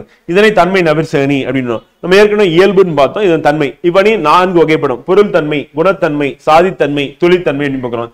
இப்ப எடுத்துக்காட்டு மெய்யிற் பொடியும் விரித்த கருங்குழலும் கையில் தனிச்சிலமும் கண்ணீரும் வையைக்கோன் கண்டளவே தோற்றான் அக்காரிகைத்தன் சொற்செவியில் உண்டளவே தோற்றான் உயிர் சிலம்பு வழக்குரைக்காதே என்பார் வந்து. அப்ப தன்மை அணி அப்படின்னு பார்க்கும்போது உடம்பு முழுக்க தூசியும் விரித்த கருமையான தலைமுடியும் வந்து ஒற்றை சிலம்பும் சிலம்போடு வந்த தோற்றமும் அவளது கண்ணீரும் கண்ட அளவிலேயே வையை நதி பாயும் கூடல் நகரத்து அரசனான பாண்டியன் தோற்றான் அவளது சொல் தன் செவியில் கேட்டவுடன் உயிரை நீத்தான் அனுப்புகிறோம். அப்ப அது அணி பொருத்தம் எப்படி இருக்கு அப்படின்னா வந்து தன்மை அணி அப்படின்னு பார்க்கும்போது கண்ணகியின் துயர் நிறைந்த தோற்றத்தினை இயல்பாக உரிய சொற்களின் மூலம் கூறிமையால் இது தன்மை நவிர்சி அணி எனப்படும். எவ்வகை பொருளும் மெய்வகை விளக்கும் சொன்முறை தொடுப்பது தன்மையாகும் சொல்லி தண்டியாளர்கள் இதுக்கான விளக்கணும். அப்ப தன்மை நவிர்சி அணி அப்படின்னு பார்க்கும்போது இயல்புனா இயல்பா இருக்கிறது, தன்மை அப்படின்னும் போது அது அந்த தன்மையை வந்து அப்படியே நம்ம கண்ணுக்கு முன்னாடி கொண்டு வர்றது. இப்ப உதாரணத்துக்கு வந்து பாத்தீங்கன்னா கண்ணகியோட தோற்றம் எப்படி இருக்கு அப்படின்றத வந்து இளங்கோடிகள் வந்து அப்படியே நம்ம காட்சிப்படுத்துறாரு கண்ணுக்கு முன்னாடி. அந்த காட்சிப்படுத்தக்கூடியது அப்படியே நமக்கு வந்து பாத்தீங்கன்னா அந்த தன்மை அவளுடைய நிலை அப்படின்றது நமக்கு வந்து புரியுது. அதை புரிந்த அந்த மாத்திரத்திலே வந்து பாத்தீங்கன்னா பாண்டிய மன்னன் வந்து தன்னுடைய உயிரை வந்து விடுறதுக்கு ரெடி ஆயிட்டான் அப்படின்றதான் வந்து அதனுடைய வெளிப்பாடா இருக்கு அப்படின்னு பார்க்கணும். அப்ப உடம்பு முழுக்க தூசியும்னா விழுந்து புரள்றான். ஏன்னா கோவலன் கொலை என்ற செய்தி கேட்டவனே தாங்க முடியல. தன்னுடைய கணவன் இப்பதான் காலையில வந்து அவனுக்கு உணவெல்லாம் கொடுத்து நீ தொழிலுக்காக ஏதாவது வந்து பாத்தீங்கன்னா ஏற்பாடு பண்ணுன்னு சொல்லி அனுப்பி வச்சேன். அவன் இப்பதான் வந்து ஆற தள்ளிவிட்டு போனா போயிட்டு நான் மாறி வருவேன்னு சொன்னானே, மாறி வருவேன்னா தன்னுடைய உயிர் போயிட்டு உயிரற்ற உடல் தான் நான் பார்க்க போறேன்னா அப்படின்னு சொல்லிட்டு தரையில விழுந்து அப்படியே தலைவெறி கோலமா ஆயிடுறான் ஒரு கட்டத்துல வந்து. சோ அதே மாதிரி ஒரு சிலம்ப கையில எடுத்துக்கிறான். சிலம்பு தான் இவன் வந்து திருடான் அப்படின்றத அவன் மீது புகாரா வந்து பாத்தீங்கன்னா இவளுக்கு தெரிஞ்சிருது. அப்ப எடுத்துட்டு கிளம்புறான் வந்து, அவளோட கண்ணீரும் கண்ட அளவிலேயே வந்து. அப்ப எடுத்துட்டு போயிட்டு வாயக்காரன் கிட்ட போய் சொல்றா. சொன்னவனே அவன் பதட்டமா இவளை பார்த்தா வந்து என்ன சொல்றது, ஏதோ காளி மாதிரி இருக்கா, கொற்றவை மாதிரி இருக்கா, பத்திரகாளி மாதிரி இருக்கா அப்படின்னு சொல்லிட்டு போயிட்டு மன்னன் கிட்ட சொல்றான். மன்னன் உடனே அவனை திட்டிட்டு வளராத, போயிட்டு முதல்ல வர சொல்லு அப்படின்னு சொல்லி சொன்னான். வந்து நின்னவனே மன்னன் வந்து பார்த்தோன்னா யாரடி நீயோ மடக்குடின்னு சொல்லிட்டு ரொம்ப சாதாரணமா வந்து கேட்கிறான். கேட்டுட்டு அவர் என்ன சொன்னா, இவர் எங்க லேடியா இருக்கேன், நீ உனக்கு என்ன பிரச்சனை, ஏன் இவ்வளவு தலைவரி கோலையுமா கண்ணீரோட கம்பலையோட நிக்கிற அப்படின்னு சொல்லி சொன்னவனே உடனே வந்து அறிவில்லாத மன்னவனேன்னு சொல்லிட்டு போட்டு அந்த சிலம்பை போட்டு உடைச்சி அறிவில்லாத மன்னவனேன்னு சொல்லிட்டு ஆரம்பிக்கிறான். முதல் வார்த்தை அப்படிதான். அப்ப மக்கள் வந்து பாத்தீங்கன்னா அரசன் கிட்ட பேசக்கூடிய வார்த்தைகள் எப்படி இருந்திருக்கு. இக்கால ஆட்சியாளர்கிட்ட பேச முடியுமா வந்து ஏதாவது ஒரு வார்த்தை. அப்ப வந்து நீ தப்பு பண்ணிட்ட அப்படின்னும் போது அதை வந்து பணியோட வந்து பாத்தீங்கன்னா மன்னா நீங்க தப்பு பண்ணிட்டீங்க மன்னா அப்படின்னு சொல்லி சொல்லாம தேரா மன்னா அறிவில்லாத மன்னவனே அப்படின்னு சொல்லிட்டு, அதுவும் வந்து பெண் வந்து பாத்தீங்கன்னா மன்னனுக்கு எதிராக வந்து பாத்தீங்கன்னா பேசக்கூடிய ஒரு வார்த்தையா வந்து யார் வச்சிருக்கான்னு இளங்கோடிகள் வச்சிருக்காரு. அது எப்ப அப்படின்னா சங்க காலத்துல, சங்க இலக்கியத்துல. இத்தனை இளங்கோடிகளோட அண்ணன் வந்து சேரன் செங்குட்டுவன் வந்து மன்னன் வந்து. சோ அப்ப மக்களுக்கு வந்து நீதி அப்படின்னு வரும்பொழுது வந்து பாத்தீங்கன்னா மன்னனே தப்பு பண்ணாலும் அப்ப வந்து பாத்தீங்கன்னா அவனை பேசக்கூடிய வார்த்தையை வந்து பாத்தீங்கன்னா மன்னனுக்கு எதிராக வந்து பயன்படுத்தக்கூடிய வார்த்தை வந்து கடுமையான வார்த்தையை வந்து கண்ணகி வந்து பயன்படுத்திருப்பா. சோ அதுக்கு முன்னாடி வரக்கூடிய வரிகள் தான் இது வந்து அறிமுகம் வந்து. சோ அப்ப மொத்தம் வந்து பாத்தீங்கன்னா ஃப்ரெண்ட் வந்து நம்ம 13 அணிகள் வந்து பார்த்திருக்கோம். சோ அதை அப்படியே ரீகேப் பண்ணிடுவோம், பண்ணிட்டு போயிடலாம். இது நல்லா படிச்சு அந்த விளக்கமும் அதே மாதிரி எடுத்துக்காட்டும் நீங்க நினைவில் வச்சுக்கிட்டீங்கன்னா போதும், கேள்வி கேட்கும் ரொம்ப சுலபமா நம்ம விடையில வச்சலாம் அப்படின்னு. சோ ஃபர்ஸ்ட் வந்து இயல்பு நவிர்ச்சி, இயல்பா இருக்கிறது, தோட்டத்தில் மேய்து வெள்ளை பசு, அவ்வளவுதான். நம்ம இயல்பா இருக்கிறது தோட்டத்தில் மேய்து வெள்ளை பசு, இந்த வார்த்தை நேர்ந்த ஞாபகத்துல தான் போதும், நம்ம சரியா விடையில வச்சலாம். அடுத்து உயர்வு நவிர்ச்சனி, மிகைப்படுத்தி சொல்றது. என்ன மிகைப்படுத்தி சொல்றது அப்படின்னா, இப்ப காதலன் காதலியை வந்து மிகைப்படுத்தி வந்து சொல்றது அப்படின்றது இயல்பாவே இருக்கும். காதலியும் காதலன் வந்து மிகைப்படுத்தி சொல்றது அப்படின்றது இயல்பா இருக்கும். இல்லைன்னா யாராவது ஒருத்தருக்கு வந்து பாத்தீங்கன்னா நம்ம வந்து தூக்கி பேசணும், உயர்த்தி பேசணும் அப்படின்னும் போது மிகைப்படுத்தி வந்து சொல்றது அப்படின்னு இயல்பு தான். அந்த மாதிரி வந்து தாத்தா வந்து பாடுறாரு அப்படின்னு சொல்லிட்டு வந்து குழந்தைக்கு வந்து குளிக்கிறதுக்கு முன்னாடி உங்க தாத்தா வந்து பாத்தீங்கன்னா என்ன சொல்லியிருக்காரு, குளிநீரில் குளித்தால் கூதல் அடிக்கும், வெந்நீரில் குளித்தால் மேலே கருக்கும், ஆகாச கங்கை அனல் உரைக்கும், பாதாள கங்கை பாடி அழைத்தார் அப்படின்னு சொல்லி பாடலா, நாட்டுப்புற பாடம். அப்ப குழந்தை பாடலா இருக்கு, குழந்தைய வந்து குளிப்பாட்டும் போது பாடக்கூடிய பாடலா வந்து இருக்கு அப்படின்னு பாக்குறோம். அடுத்து உருவகணி அப்படின்னு பார்க்கும்போது உருவகப்படுத்தி சொல்றது. ஊமைப்படுத்தி சொல்லும் போது என்ன ஆகுனா, ஃபர்ஸ்ட் ஊமை வரும், அதுக்கப்புறம் ஊமைக்கப்படும் பொருள் ஊமையும் வரும். ஆனா உருவகணியில் எப்படி இருக்குன்னா, ஊமைக்கப்படும் பொருள் ஃபர்ஸ்ட் வந்துட்டு அதுக்கப்புறம் தான் ஊமை வரும் அப்படின்னு பார்க்க. ரெண்டாவதா வர்றது வந்து இப்ப வந்து தமிழ் தேன் அப்படின்னா தமிழ் ஆகிய தேன் அப்படின்னு பார்க்கிறோம் வந்து.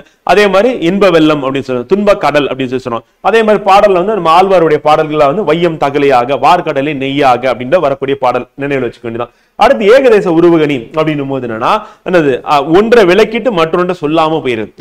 அப்படி பார்க்கும்போது வந்து பாத்தீங்கன்னா அறிவு என்னும் விளக்கை கொண்டு அறியாமை நீக்க வேண்டும்ன்றாங்க. அறியாமைன்னா இருள் தான் அறியாமை. அப்ப அறிவுனா விளக்குன்னு சொல்லியாச்சு, விளக்குனா வெளிச்சத்தை கொடுக்கும். அப்ப இருள் அப்படின்றது வெளிச்சம் இருக்காதுன்னு பாக்கணும். சோ அப்படி சொல்லாம இருந்து ஏகதேச உருவகணி அப்படின்னு.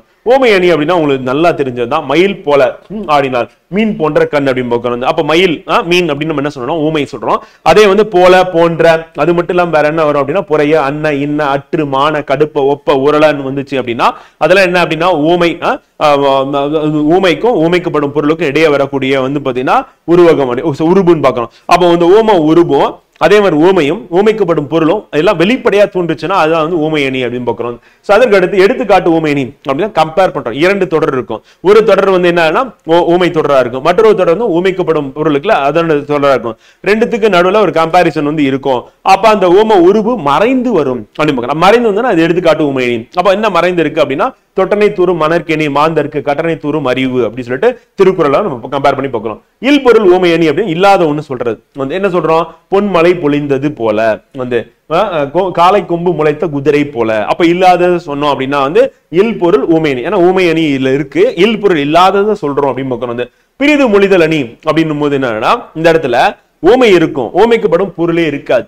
அதை நம்மளே தான் புரிஞ்சுக்க வேண்டியதான், வந்து நம்மளே புரிஞ்சுக்கணும். வந்து இப்ப கடலோட கால்வால் நெடுந்தேர் கடலோடும் நாவாயும் ஓடா நிலத்து அப்படின்னு பாக்குறோம். கடல்ல ஓடுற கப்பல் வந்து நிலத்துல ஓடாது, நிலத்துல ஓடுற தேர் வந்து கடல்ல ஓடாது அப்படின்னு சொல்லிட்டு வள்ளுவர் வந்து சொல்றாரு. வந்து அது மூலியமா அவரவர் எந்த இதுல வந்து பாத்தீங்கன்னா சாதிக்க முடியுமோ அதுலதான் சாதிக்க முடியும் அப்படின்றத சொல்றாரு.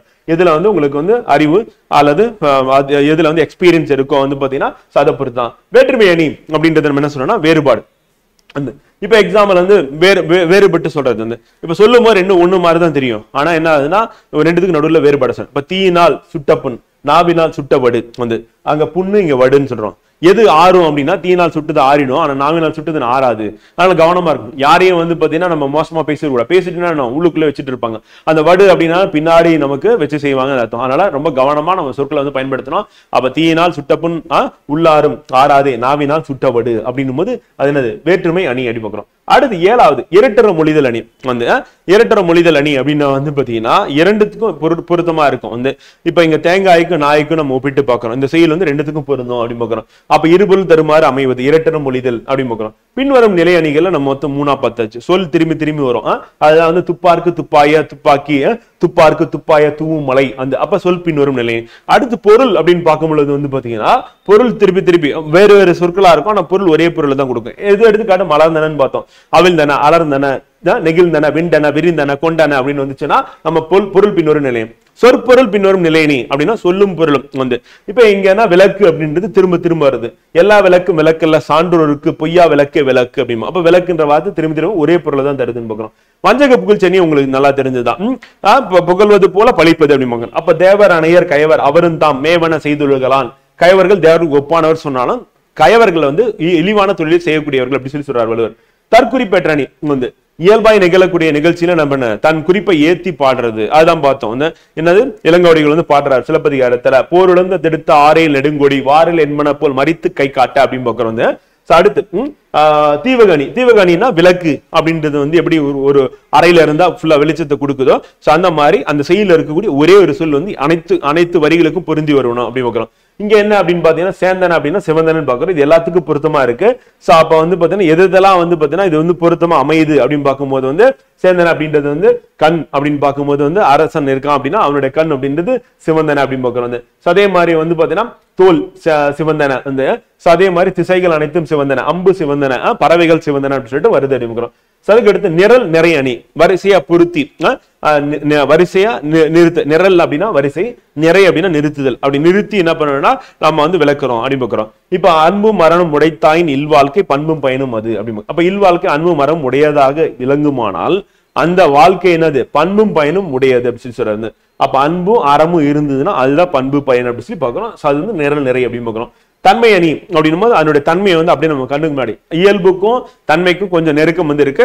சோ அப்படியே அந்த தன்மை அப்படின்னும் போது வந்து இயல்பு நவிர்ச்சி அணி அப்படின்னு பார்த்தோம். இப்ப இங்க வந்து இருக்கிறது தன்மை அணி அப்படின்னு பார்க்கிறோம். அப்ப தன்மை அப்படின்னும் போது நமக்கு அப்படியே கண்ணுக்கு முன்னாடி அந்த காட்சியை கொண்டு வர்றது, அது அந்த தோற்றத்தை கொண்டு வர்றது, அப்படியே வெளிப்படுத்துறது. அப்ப அந்த தன்மை என்ன அப்படின்றது நமக்குள்ள கொண்டு வந்தோம் அப்படின்னா வந்து சோ அப்படி வரும்பொழுது வந்து அது வந்து தன்மை அணியா வந்து இருக்கு அப்படின்னு பார்க்கிறோம். வந்து இது கண்ணகியோடைய அந்த கோலத்தை வந்து பாத்தீங்கன்னா இளங்கோடிகள் விவரிக்கக்கூடிய இடத்துல மெய்யற்பொடியும் விரித்த கருங்குழலும் கையில் தனிச்சலமும் கண்ணீரும் வையக்கோன் கண்டளவே தோற்றான் அக்காரிகை தன் சொற்செவியில் உண்டளவே தோற்றான் உயிர் சிலம்பு வழக்குரை காதை வெண்பா அப்படின்னு பார்க்கிறோம். சோ அப்ப இது வந்து தன்மை அணியா வந்து இருக்கு அப்படின்னு பார்க்கிறோம். சோ அப்ப அணி அப்படின்றது மொத்தம் 13 இருக்கு ஃப்ரெண்ட். வந்து 13 நம்ம திருப்பி ஒரு 10 தடவை படிச்சா கூட போதும், ரொம்ப சுலபமானதா. கண்டிப்பா இதை நினைவில் வச்சுக்கலாம். 10 ஒரே நாள்ல படிச்சிடாதீங்க, தினமும் படிக்கும் ரிவிஷன். இப்ப உதாரணத்துக்கு வந்து நம்ம எழுத்து படிக்கிறீங்க, இன்னைக்கு ரிவிஷன் பண்றீங்க, எழுத்தும் சொல்லும் அப்படின்னா வந்து நாளை வந்து என்ன பண்ணணும்னா பொருள் அணியும் படிக்கணும். சோ அப்படிதான் வந்து நம்ம ரிவிஷன் இருக்கணும். அப்போ ஒவ்வொரு நாளும் வந்து காலையில் எழுந்த உடனே ரிவிஷன் பண்ணிட்டு தான் வகுப்புக்கு வர்றது அப்படின்றத உங்களுடைய கடமையா வச்சிருந்தீங்க அப்படின்னா கண்டிப்பா நம்ம தேர்வுல வந்து அதிக மதிப்பெண் பெறலாம். சுலபமா இருந்தது அப்படின்னா 100க்கு 100 போட்டலாம். கடினமா இருந்தாலும் நம்ம 90 போடுறதுக்கு முயற்சி செய்யணும் அப்படின்றதா நம்மளுடைய இலக்கா வந்து இருக்கு. ரொம்ப கடினமா இருக்கு அப்படின்னாலும் எல்லாருக்குமே அது கடினமா தான் இருக்க போது. இப்ப கட் ஆஃப் குறைஞ்சாலும் அதை பத்தி கவலைப்படாதீங்க. நம்மளுடைய வேலை என்னன்னா படித்தல். நம்மளுடைய தொழில் என்ன அப்படின்னா படித்தல். அடுத்து என்ன பண்ணு திருப்புதல் வந்து அப்ப பாருங்க படித்தல் திருப்புதல் ரெண்டுமே நம்மளுடைய தொழிலா தான் இருக்கு. வந்து சோ படிக்கிறதும் தொழில் பேர் தான், திருப்புதலும் தொழில் பேர் தான். அப்ப படித்தல் திருப்புதல் அப்படின்னு பாக்குறோம். சோ அதுக்கு அடுத்து என்னது தேர்வு எழுதி பார்த்தல் வந்து சோ அப்ப தேர்வு எழுதி பார்க்கறது அப்படின்னு அதுவும் நம்மளுடைய தொழிலா தான் இருக்க போகுது. அப்ப படித்தல் திருப்புதல் தேர்வு எழுதி பார்த்தல் மாதிரி தேர்வு எழுதி பார்த்தல் அது மூணுமே வந்து நமக்கு வந்து முக்கியமா இருக்கு. படித்தல் எல்லாரும் பண்ணிடுறீங்க, ஆனா என்ன பண்ண மாட்டேங்க திருப்புதல் பண்ண மாட்டேங்கிறீங்க. அடுத்து தேர்வு எழுதி பார்க்கறது பண்ண மாட்டேங்க. இது ரெண்டு தான் நமக்கு வந்து பிரச்சனையா வந்து மாறுது. அப்ப இது ரெண்டு யார் சரியா பண்றாங்களோ ஃபர்ஸ்ட் அட்டம்ப்ட்லயே கிளியர் பண்ணிட்டு போயிட்டே இருக்கலாம் அப்படின்னு பார்க்கிறோம். சோ அடுத்து வந்து திருக்குறள் அப்படின்னு பார்க்கும்போது ஃப்ரெண்ட் வந்து நம்ம ஏற்கனவே வந்து புறையுடைமை அதிகாரத்துல வந்து 5 குறள் வந்து பார்த்தாச்சு. வந்து அதனுடைய தொடர்ச்சியா நம்ம இப்ப படிக்க இருக்கிறது அப்படின்னா வந்து பாத்தீங்கன்னா 6வது குறள். ஒருத்தாருக்கு ஒரு நாளை இன்பம் பொறுத்தாருக்கு பொன்றும் துணையும் புகழ். இதை வந்து பல நேரங்களில் நம்ம யோசிச்சு பார்க்க வேண்டிய ஒண்ணு. ஏன்னா வந்து யாராவது ஒருத்தர் வந்து உங்களுக்கு தீங்கு இழைச்சிட்டாங்கன்னா உடனே அவங்களை தண்டிச்சிட்டீங்க அப்படின்னா அன்றைய ஒரு தினம் தான் உங்களுக்கு வந்து என்னது அது இன்பமா இருக்கும். ஆனா வாழ்க்கை முழுசு யாருக்கு இன்பமா இருக்குன்னா, நீங்க தண்டிச்சு அதனால காயம்பட்டாங்கல்ல, சோ அவங்களுக்கு இந்த உலகம் இருக்கிற வரையும் வந்து பாத்தீங்கன்னா பொறுத்து இருந்தாங்கல்ல, சோ அவங்களுக்கு வந்து பாத்தீங்கன்னா பொன்றும் துணையும் புக அப்படின்ற வள்ளுவர். அப்ப பொறுத்து இருக்கிறது அப்படின்றது ரொம்ப முக்கியம். சோ பாட்ஷா படம் பார்த்திருப்பீங்கன்னு நினைக்கிறேன், ரஜினியோட பாட்ஷா. சோ அந்த படத்துல வந்து பாத்தீங்கன்னா அவரை போட்டு அடி அடின்னு அடிப்பாங்க வந்து. சோ அப்ப அந்த அடி அடியும் வில்லன்லாம் சேர்ந்து அடிக்கும் போது வந்து அதெல்லாம் தாங்கிக்கிட்டு அவர் வந்து இருப்பாரு வந்து. சோ அப்ப தாங்கிட்டு இருக்கிறவர் வந்து பாத்தீங்கன்னா நம்ம வந்து புகழ்ந்து பேசுறோம் வந்து. அதே மாதிரிதான் சட்டமன்றத்திலேயே வந்து சந்திரபாபு நாயுடு வந்து இதுக்கு முன்னாடி இப்ப வந்து முதலமைச்சரா இருக்காரு, அவர் வந்து எதிர்கட்சி தலைவரா இருப்பார். அப்ப வரும்போது வந்து ரொம்ப மோசமா ஜெகன்மோகன் ரெட்டி கோமா வந்து பேசி திட்டிடுவாரு. ஒரு கட்டத்துல அவர் வந்து சந்திரபாபு நாயுடு சட்டமன்றத்திலே அழுதுருவார். அழுதுட்டு என்ன சொல்லுவாருன்னா, நான் இதுக்கப்புறம் வந்தேன்னா முதலமைச்சரா வருவேன், அப்படி இல்லைன்னா என்னுடைய அரசியல் அப்படின்றது நான் முடிச்சுக்கிறேன் அப்படின்ற மாதிரி சொல்லிட்டு போயிடுவார் வந்து. சோ அப்ப வந்து பாதிக்கப்பட்டவங்க வந்து பாத்தீங்கன்னா அங்க சூழல் வச்சுட்டு கண்ணீரை விட்டு அழுதுட்டு அதை வந்து மீடியாவும் கவர் பண்ணி மக்கள் மத்தியில காமிக்கும் போது என்ன ஆகுது அப்படின்னா வந்து இவ்வளவு மோசமா பேசி தண்டித்தது வந்து யாரு அப்படின்னா வந்து ஜெகன்மோகன் ரெட்டி. ஆனா சந்திரபாபு நாயுடு வந்து பாத்தீங்கன்னா அந்த இடத்துல வந்து அதெல்லாம் தாங்கிக்கிட்டு அழுதுட்டு சட்டமன்றத்தை விட்டு அவையை விட்டு வெளியே போறாரு. அப்ப என்ன ஆகுதுன்னா அப்படியே அரசியல் காட்சி மாறுது, அடுத்து எலெக்ஷன் வருது, வெற்றி பெற்று ஒரு ஆட்சிக்கு வராரு. சோ அப்ப என்ன ஆகுதுன்னா இங்க தண்டித்தவங்களுக்கு வந்து பாத்தீங்கன்னா அன்னைக்கு மட்டும்தான் புகழ், ஆனா பொறுத்துட்டு இருந்தவர்களுக்கு வந்து பொன்றும் துணை போல். இப்ப காந்தியடிகள் மகாத்மா காந்தி, இது வந்து நிகழ்காலம், மகாத்மா காந்தியடிகள் சொல்லலாம், பல காரணங்கள் இருக்கு அரசியல் பொறுத்தவரையும், அது இல்லைன்னு நான் சொல்லல. மகாத்மா காந்தியடிகள் எடுத்துக்கலாம் வந்து பிரிட்டிஷோட அடக்குமுறையும் அவரோட வயலன்ஸ் எல்லாத்தையும் பொறுத்துக்கிட்டு அடி வாங்கிட்டு ஜெயிலுக்கு போய் எல்லாம் பண்ணதுனால வந்து பாத்தீங்கன்னா இன்றளவு வந்து பாத்தீங்கன்னா நம்ம தேசத்தின் தந்தையா வந்து நம்ம போட்டக்கூடிய வகையில யாரு இருக்கா, மகாத்மா காந்தி. இன்றளவு நம்ம வந்து அப்பப்ப கேப் கிடைக்கும் போதெல்லாம் வந்து பிரிட்டிஷ் வந்து பாத்தீங்கன்னா போடுறோம். காரணம் என்ன அப்படின்னா செல்வ சுரண்டல் வந்து பண்ணியிருக்காங்க வந்து, இந்தியா வந்து அடிமையா வச்சிருந்திருக்காங்க, நம்மள செகண்ட் கிளாஸ் சிட்டிசனா ட்ரீட் பண்ணி ஆட்சி புரிஞ்சிருக்காங்க, நம்ம நாடு வந்து வளராம பாத்துக்கிட்டாங்க, அவங்க நாடு வளர்றதுக்கு காரணமா இதெல்லாம் வந்து பாத்தீங்கன்னா யாருக்குன்னா பிரிட்டிஷ்க்கு வந்து கிடைக்கக்கூடிய பெயரா வந்து இருக்குன்னு பாக்குறோம். சோ அடுத்து இங்க வரும் குறளுக்கு. சொற்பொருள் வந்து பொன்றும் துணையும் உலகம் உள்ளவரை வந்து. இலக்கண குறிப்பு வந்து ஒருத்தார் பொறுத்தார் அப்படின்னா வினையால் அணைம்பேர். சோ இது எல்லாமே வந்து நம்ம ஏற்கனவே நடத்தியாச்சு வந்து. சோ அவர் செய்யக்கூடிய செயல் வினை அப்படின்றத பொறுத்து வந்து பாத்தீங்கன்னா அவருக்கே பெயரா வரதுனால வினையால் அணைம்பெயரா வந்து இருக்கு அப்படின்னு. பகுவத உறுப்பு இலக்கணம் அப்படின்றத நம்ம நடத்திட்டோம், அது திருப்பி போயிட்டு வேணா பாருங்க, முதல்ல இருந்து வாங்க. அந்த நம்ம கிளாஸ் அட்டன் பண்றது ஃபர்ஸ்ட் கிளாஸ்ல இருந்து கவர் பண்ணி வந்தீங்கன்னா கரெக்டா இருக்கும். வந்து எப்படி நான் கவர் பண்றதுன்னு கேட்டீங்கன்னா ஒரு நாளைக்கு 2 வகுப்பா நீங்க அட்டன் பண்ணி கவர் பண்ண ட்ரை பண்ணுங்க. பண்ணீங்கன்னா நீங்க இப்ப நான் ஏற்கனவே வந்து 4 நாள் வகுப்பு போயிருக்குன்னா அடுத்த 4 நாளுக்கு 2 கிளாஸ் அட்டன் பண்ணீங்கன்னா 4 நாள்ல முடிச்சிடலாம் வந்து. அவ்வளவுதான், சிம்பிள். அதே நேரத்தில் நான் மொத்தமா அதெல்லாம் முடிச்சு நான் இங்க வரேன் அப்படி பண்ணக்கூடாது. முதல் நாள் வகுப்பு இன்றைய வகுப்பு, 2ஆம் நாள் வகுப்பு அடுத்த கரண்டா போயிட்டு இருக்கு, 3ஆம் அப்படி போகணும் வந்து. சோ அப்ப இன்னைக்கு கிளாஸ் அட்டன் பண்ணணும், முதல் நாள் வகுப்பு அட்டன் பண்ணணும், நாளைக்கு என்ன பண்ணணும், நாளைய வகுப்பு அட்டன் பண்ணணும், 2ஆவது நாள் வகுப்பு அப்படி அட்டன் பண்ணீங்கன்னா கரெக்டா இருக்கும் அப்படின்னு பார்க்கணும். நான் வந்து முதல்ல இருந்து வரேன் அப்படின்னு சொல்லி நிதானமா வரும்போது என்னன்னா நீங்க கரண்டா போயிட்டு இருக்க கிளாஸ் வந்து நீங்க வந்து மிஸ் பண்ணக்கூடாது. அதை அட்டன் பண்ணிட்டு பழைய கிளாஸ் ஒன்று ப்ரீவியஸ் இயர் கிளாஸ் வந்து 1 பாக்குறது அப்படின்னு வச்சுக்கணும். ஒரு தாரம் ஒரு இத்து கூட்டல் 6 ஒரு அப்படின்னு பகுதி வந்து இத்து வந்து சந்தி, இறந்த கால இடைநிலை வந்து 6 அப்படின்னு பல நிமிடம். இது நம்ம பகுதி ஒரு இலக்கணம் ஏற்கனவே பார்த்துட்டோம். சோ அதுதான் இங்க கொடுத்துருக்கோம். சோ அப்படி நம்ம அடுத்து போயிடலாம். திறன் அல்ல தற்பிறர் செய்யணும், நோன் வந்து அரண் அல்ல செய்யாமை நன்று வந்து. செய்யத்தகாத துன்ப செயல்களை பிறர் தனக்கு செய்தாலும் தான் துன்பத்துக்கு வருந்தி அறத்துக்கு மாறான செயல்களை செய்யக்கூடாது. அப்ப அறத்துக்கு மாறான செயல்னா அவன் வந்து என்ன அடிச்சுட்டான் அப்படின்னும் போது என்ன பண்ணணும் வந்து அறத்துக்கு மாறான செயல் இல்லாத அவன் எனக்கு வந்து நஷ்டத்தை ஏற்படுத்திட்டான், அப்ப நானும் அவனுக்கு வந்து பதிலுக்கு வந்து நஷ்டத்தை ஏற்படுத்தினா அது பண்ணக்கூடாது வந்து. அப்ப அந்த நஷ்டத்துக்கு காரணமா இருந்தவனுக்கு வந்து தண்டனை அப்படின்னா நீதிமன்றம் இருக்கு, அல்லது வந்து நம்ம வந்து கம்ப்ளைண்ட் வந்து ஃபைல் பண்றது. சோ அப்படிதான் நம்ம வந்து போனமே ஒழிஞ்சு அறத்துக்கு புறமான நம்ம எதுவுமே பண்ணக்கூடாது அப்படின்னு வள்ளுவர் நமக்கு அட்வைஸ் பண்ணோம். அப்ப திறன் எல்லாம் செய்யத்தகாத, நோன் வந்து துன்பத்துக்கு வருந்தி அப்படின்னு பார்க்கிறோம். இலக்கண குறிப்பு தற்பிறர் அப்படின்னா 7ஆம் வேற்றுமை தொகை அப்படின்னு பார்க்கிறோம். ஏற்கனவே நம்ம வேற்றுமை தொகையும் பார்த்தாச்சு, அதை அப்படியே நீங்க அப்ளை பண்ணினா வந்துடும். செய்யணும்னா இழிவு சிறப்புண்மை அப்படின்னு வந்துச்சுன்னா உண்மை தொகை அப்படின்னு பார்ப்போம். அதே மாதிரி வந்து நொந்து அப்படின்னும் போது வினையச்சம் அப்படின்னு பார்க்கிறோம். அப்படின்னு வந்துச்சுன்னா வினையச்சம். அரண் திறன் அப்படின்னா அறம் திறம் அப்படின்னு தான் இன்னும் வந்து மாறி இருக்கு, அதனால ஈற்று பொலிகள் பார்க்கிறோம். இது எல்லாமே நம்ம இலக்கண குறிப்பு ஏற்கனவே வந்து பார்த்துட்டோம். திருப்பி அந்த வகுப்பு நீங்க ஒரு தடவை இல்லைன்னா புத்தகத்துல நீங்க ஒரு தடவை ரிவைஸ் பண்ணீங்கன்னா கரெக்டா உங்களுக்கு ஆன்சர் வந்துடும். மிகுதியான் மிக்கவை செய்தாரே தாம் தம் தகுதியான் வென்று விடல் அப்படியும். பொருள் செருக்கினால் தீமை செய்தாரையும் தத்தம் பொறுமையினால் வெற்றி கொள்ள வேண்டும் வந்து. அப்ப செருக்கினால் தீமை செய்தாரே வந்து. அப்ப செருக்கு அப்படின்றது வந்து பாத்தீங்கன்னா அவனுக்குள்ள இருக்கக்கூடிய அந்த அகம்பாவம் பார்க்கணும். சோ அப்ப அந்த செருக்கினால் வந்து தீமை செய்தாரையும் வந்து தத்தம் பொறுமையினால் வெற்றி. அப்ப பொறுமையா இருக்கணும், அப்படிதான் வெற்றி கொள்ள முடியும் அப்படின்றார். அப்ப மிகுதியான மன செருக்கால் அப்படிங்க, மிக்கவை தீமை தகுதியான பொறுமையால் அப்படின்னு பார்க்கணும். செய்தாரை அப்படின்னும் போது செய்தாரை என்ன செயலை செய்யக்கூடிய, அப்ப வினையால் அணையும் பேரா வந்து மாறுது வந்து. சோ அடுத்து விடல் அப்படின்னா அல் ஈற்று வேங்கோல் வினைமுற்று அப்படின்னு பார்க்கிறோம் வந்து. சோ அப்ப அல் ஈற்று விடல் அல் வருதா. சோ அல் ஈற்று வேங்கோல் வினைமுற்றா வந்து இருக்கு அப்படின்னு வேங்கோல் வினைமுற்று நம்ம ஏற்கனவே பார்த்தாச்சு, வினையால் அணையும் பேரும் நம்ம பார்த்துட்டோம். சோ அதனுடைய பொருளா இலக்கண குறிப்பா வந்து இருக்கு.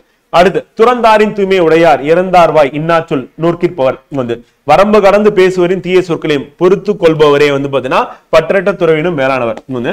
அப்ப வரம்பு கடந்து பேசுறாரு, தீய சொற்களை ஒருத்தர் பயன்படுத்துறாருன்னா அதை பொறுத்துட்டு யார் இருக்காங்கன்னா அவங்க பற்றற்ற துறவியோட மேலான. அப்ப துறவினா மேலான சொன்னா அவங்களோட மேலானவரா வந்து இருக்காருன்னு சொல்லி வள்ளுவர் வந்து சொல்றாரு. செருப்பொருள் துறந்தாருன்னா பற்றின்மை விட்டார், இறந்தாருன்னா வரம்பு கடந்தவர், இன்னா அப்படின்னா தீய, நோக்கிற்பவர் பொறுப்பவர் அப்படின்னு.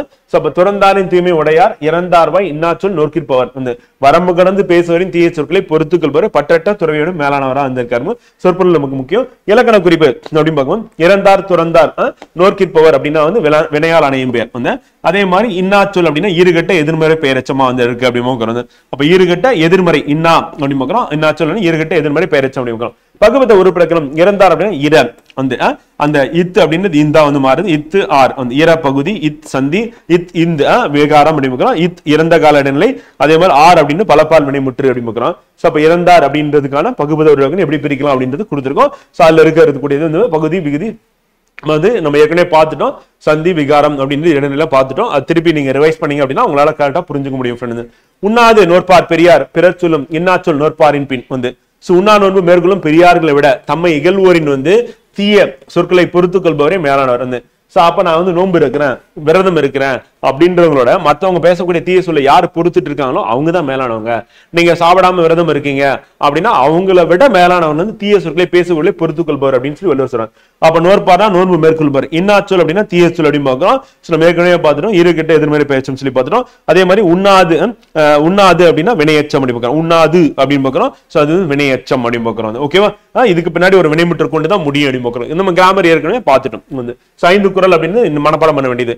ஏற்கனவே நம்ம வந்து பாத்தீங்கன்னா 15 குறள் பார்த்தது, இன்னைக்கு 5 மொத்தம் 20 குறள் பார்த்திருக்கோம். தினமும் திருப்பி ரிவிஷன் பண்றது மூலமா சரியா அந்த குறளுடைய சீரை நம்ம நினைவுல வச்சுக்கலாம். அடுத்து பொருளை நினைவு வச்சுக்கலாம், சொற்பொருள் நினைவு வச்சுக்கலாம், இலக்கண குறிப்பு நினைவு வச்சுக்கலாம். தேர்வுல கேட்கும்போது நம்ம சரியா விடணும். சோ அப்ப தமிழ் எப்படி உங்களை காப்பாத்த போகுது அப்படின்னா நம்ம எப்படி காப்பாத்தோம் அப்படின்னு கேட்டீங்கன்னா ஃப்ரெண்ட் வந்து ரிவிஷன் தான் நம்மளை காப்பாத்தோம். அடுத்து அதை டெஸ்ட் பிராக்டிஸ் பண்ணி பார்த்துட்டீங்க அப்படின்னா நேர மேலாண்மை அப்படின்றது மூலமா நம்ம தேர்வுல சரியா வந்து பாத்தீங்கன்னா நேர மேலாண்மையில சரியா விடை அளிச்சு நம்ம தேர்வுல வெற்றி பெறலாம் அப்படின்னு பார்க்கிறோம். சோ இன்றைய வகுப்பு நம்ம இங்க நிறைவு செய்யறோம். இதனுடைய தொடர்ச்சி அப்படின்னா நாளைய வகுப்புல நம்ம படிக்க இருக்க தலைப்பு வந்து பிரித்தெழுதுக அப்படின்னு சொல்லி பார்க்கிறோம். நன்றி, வணக்கம்.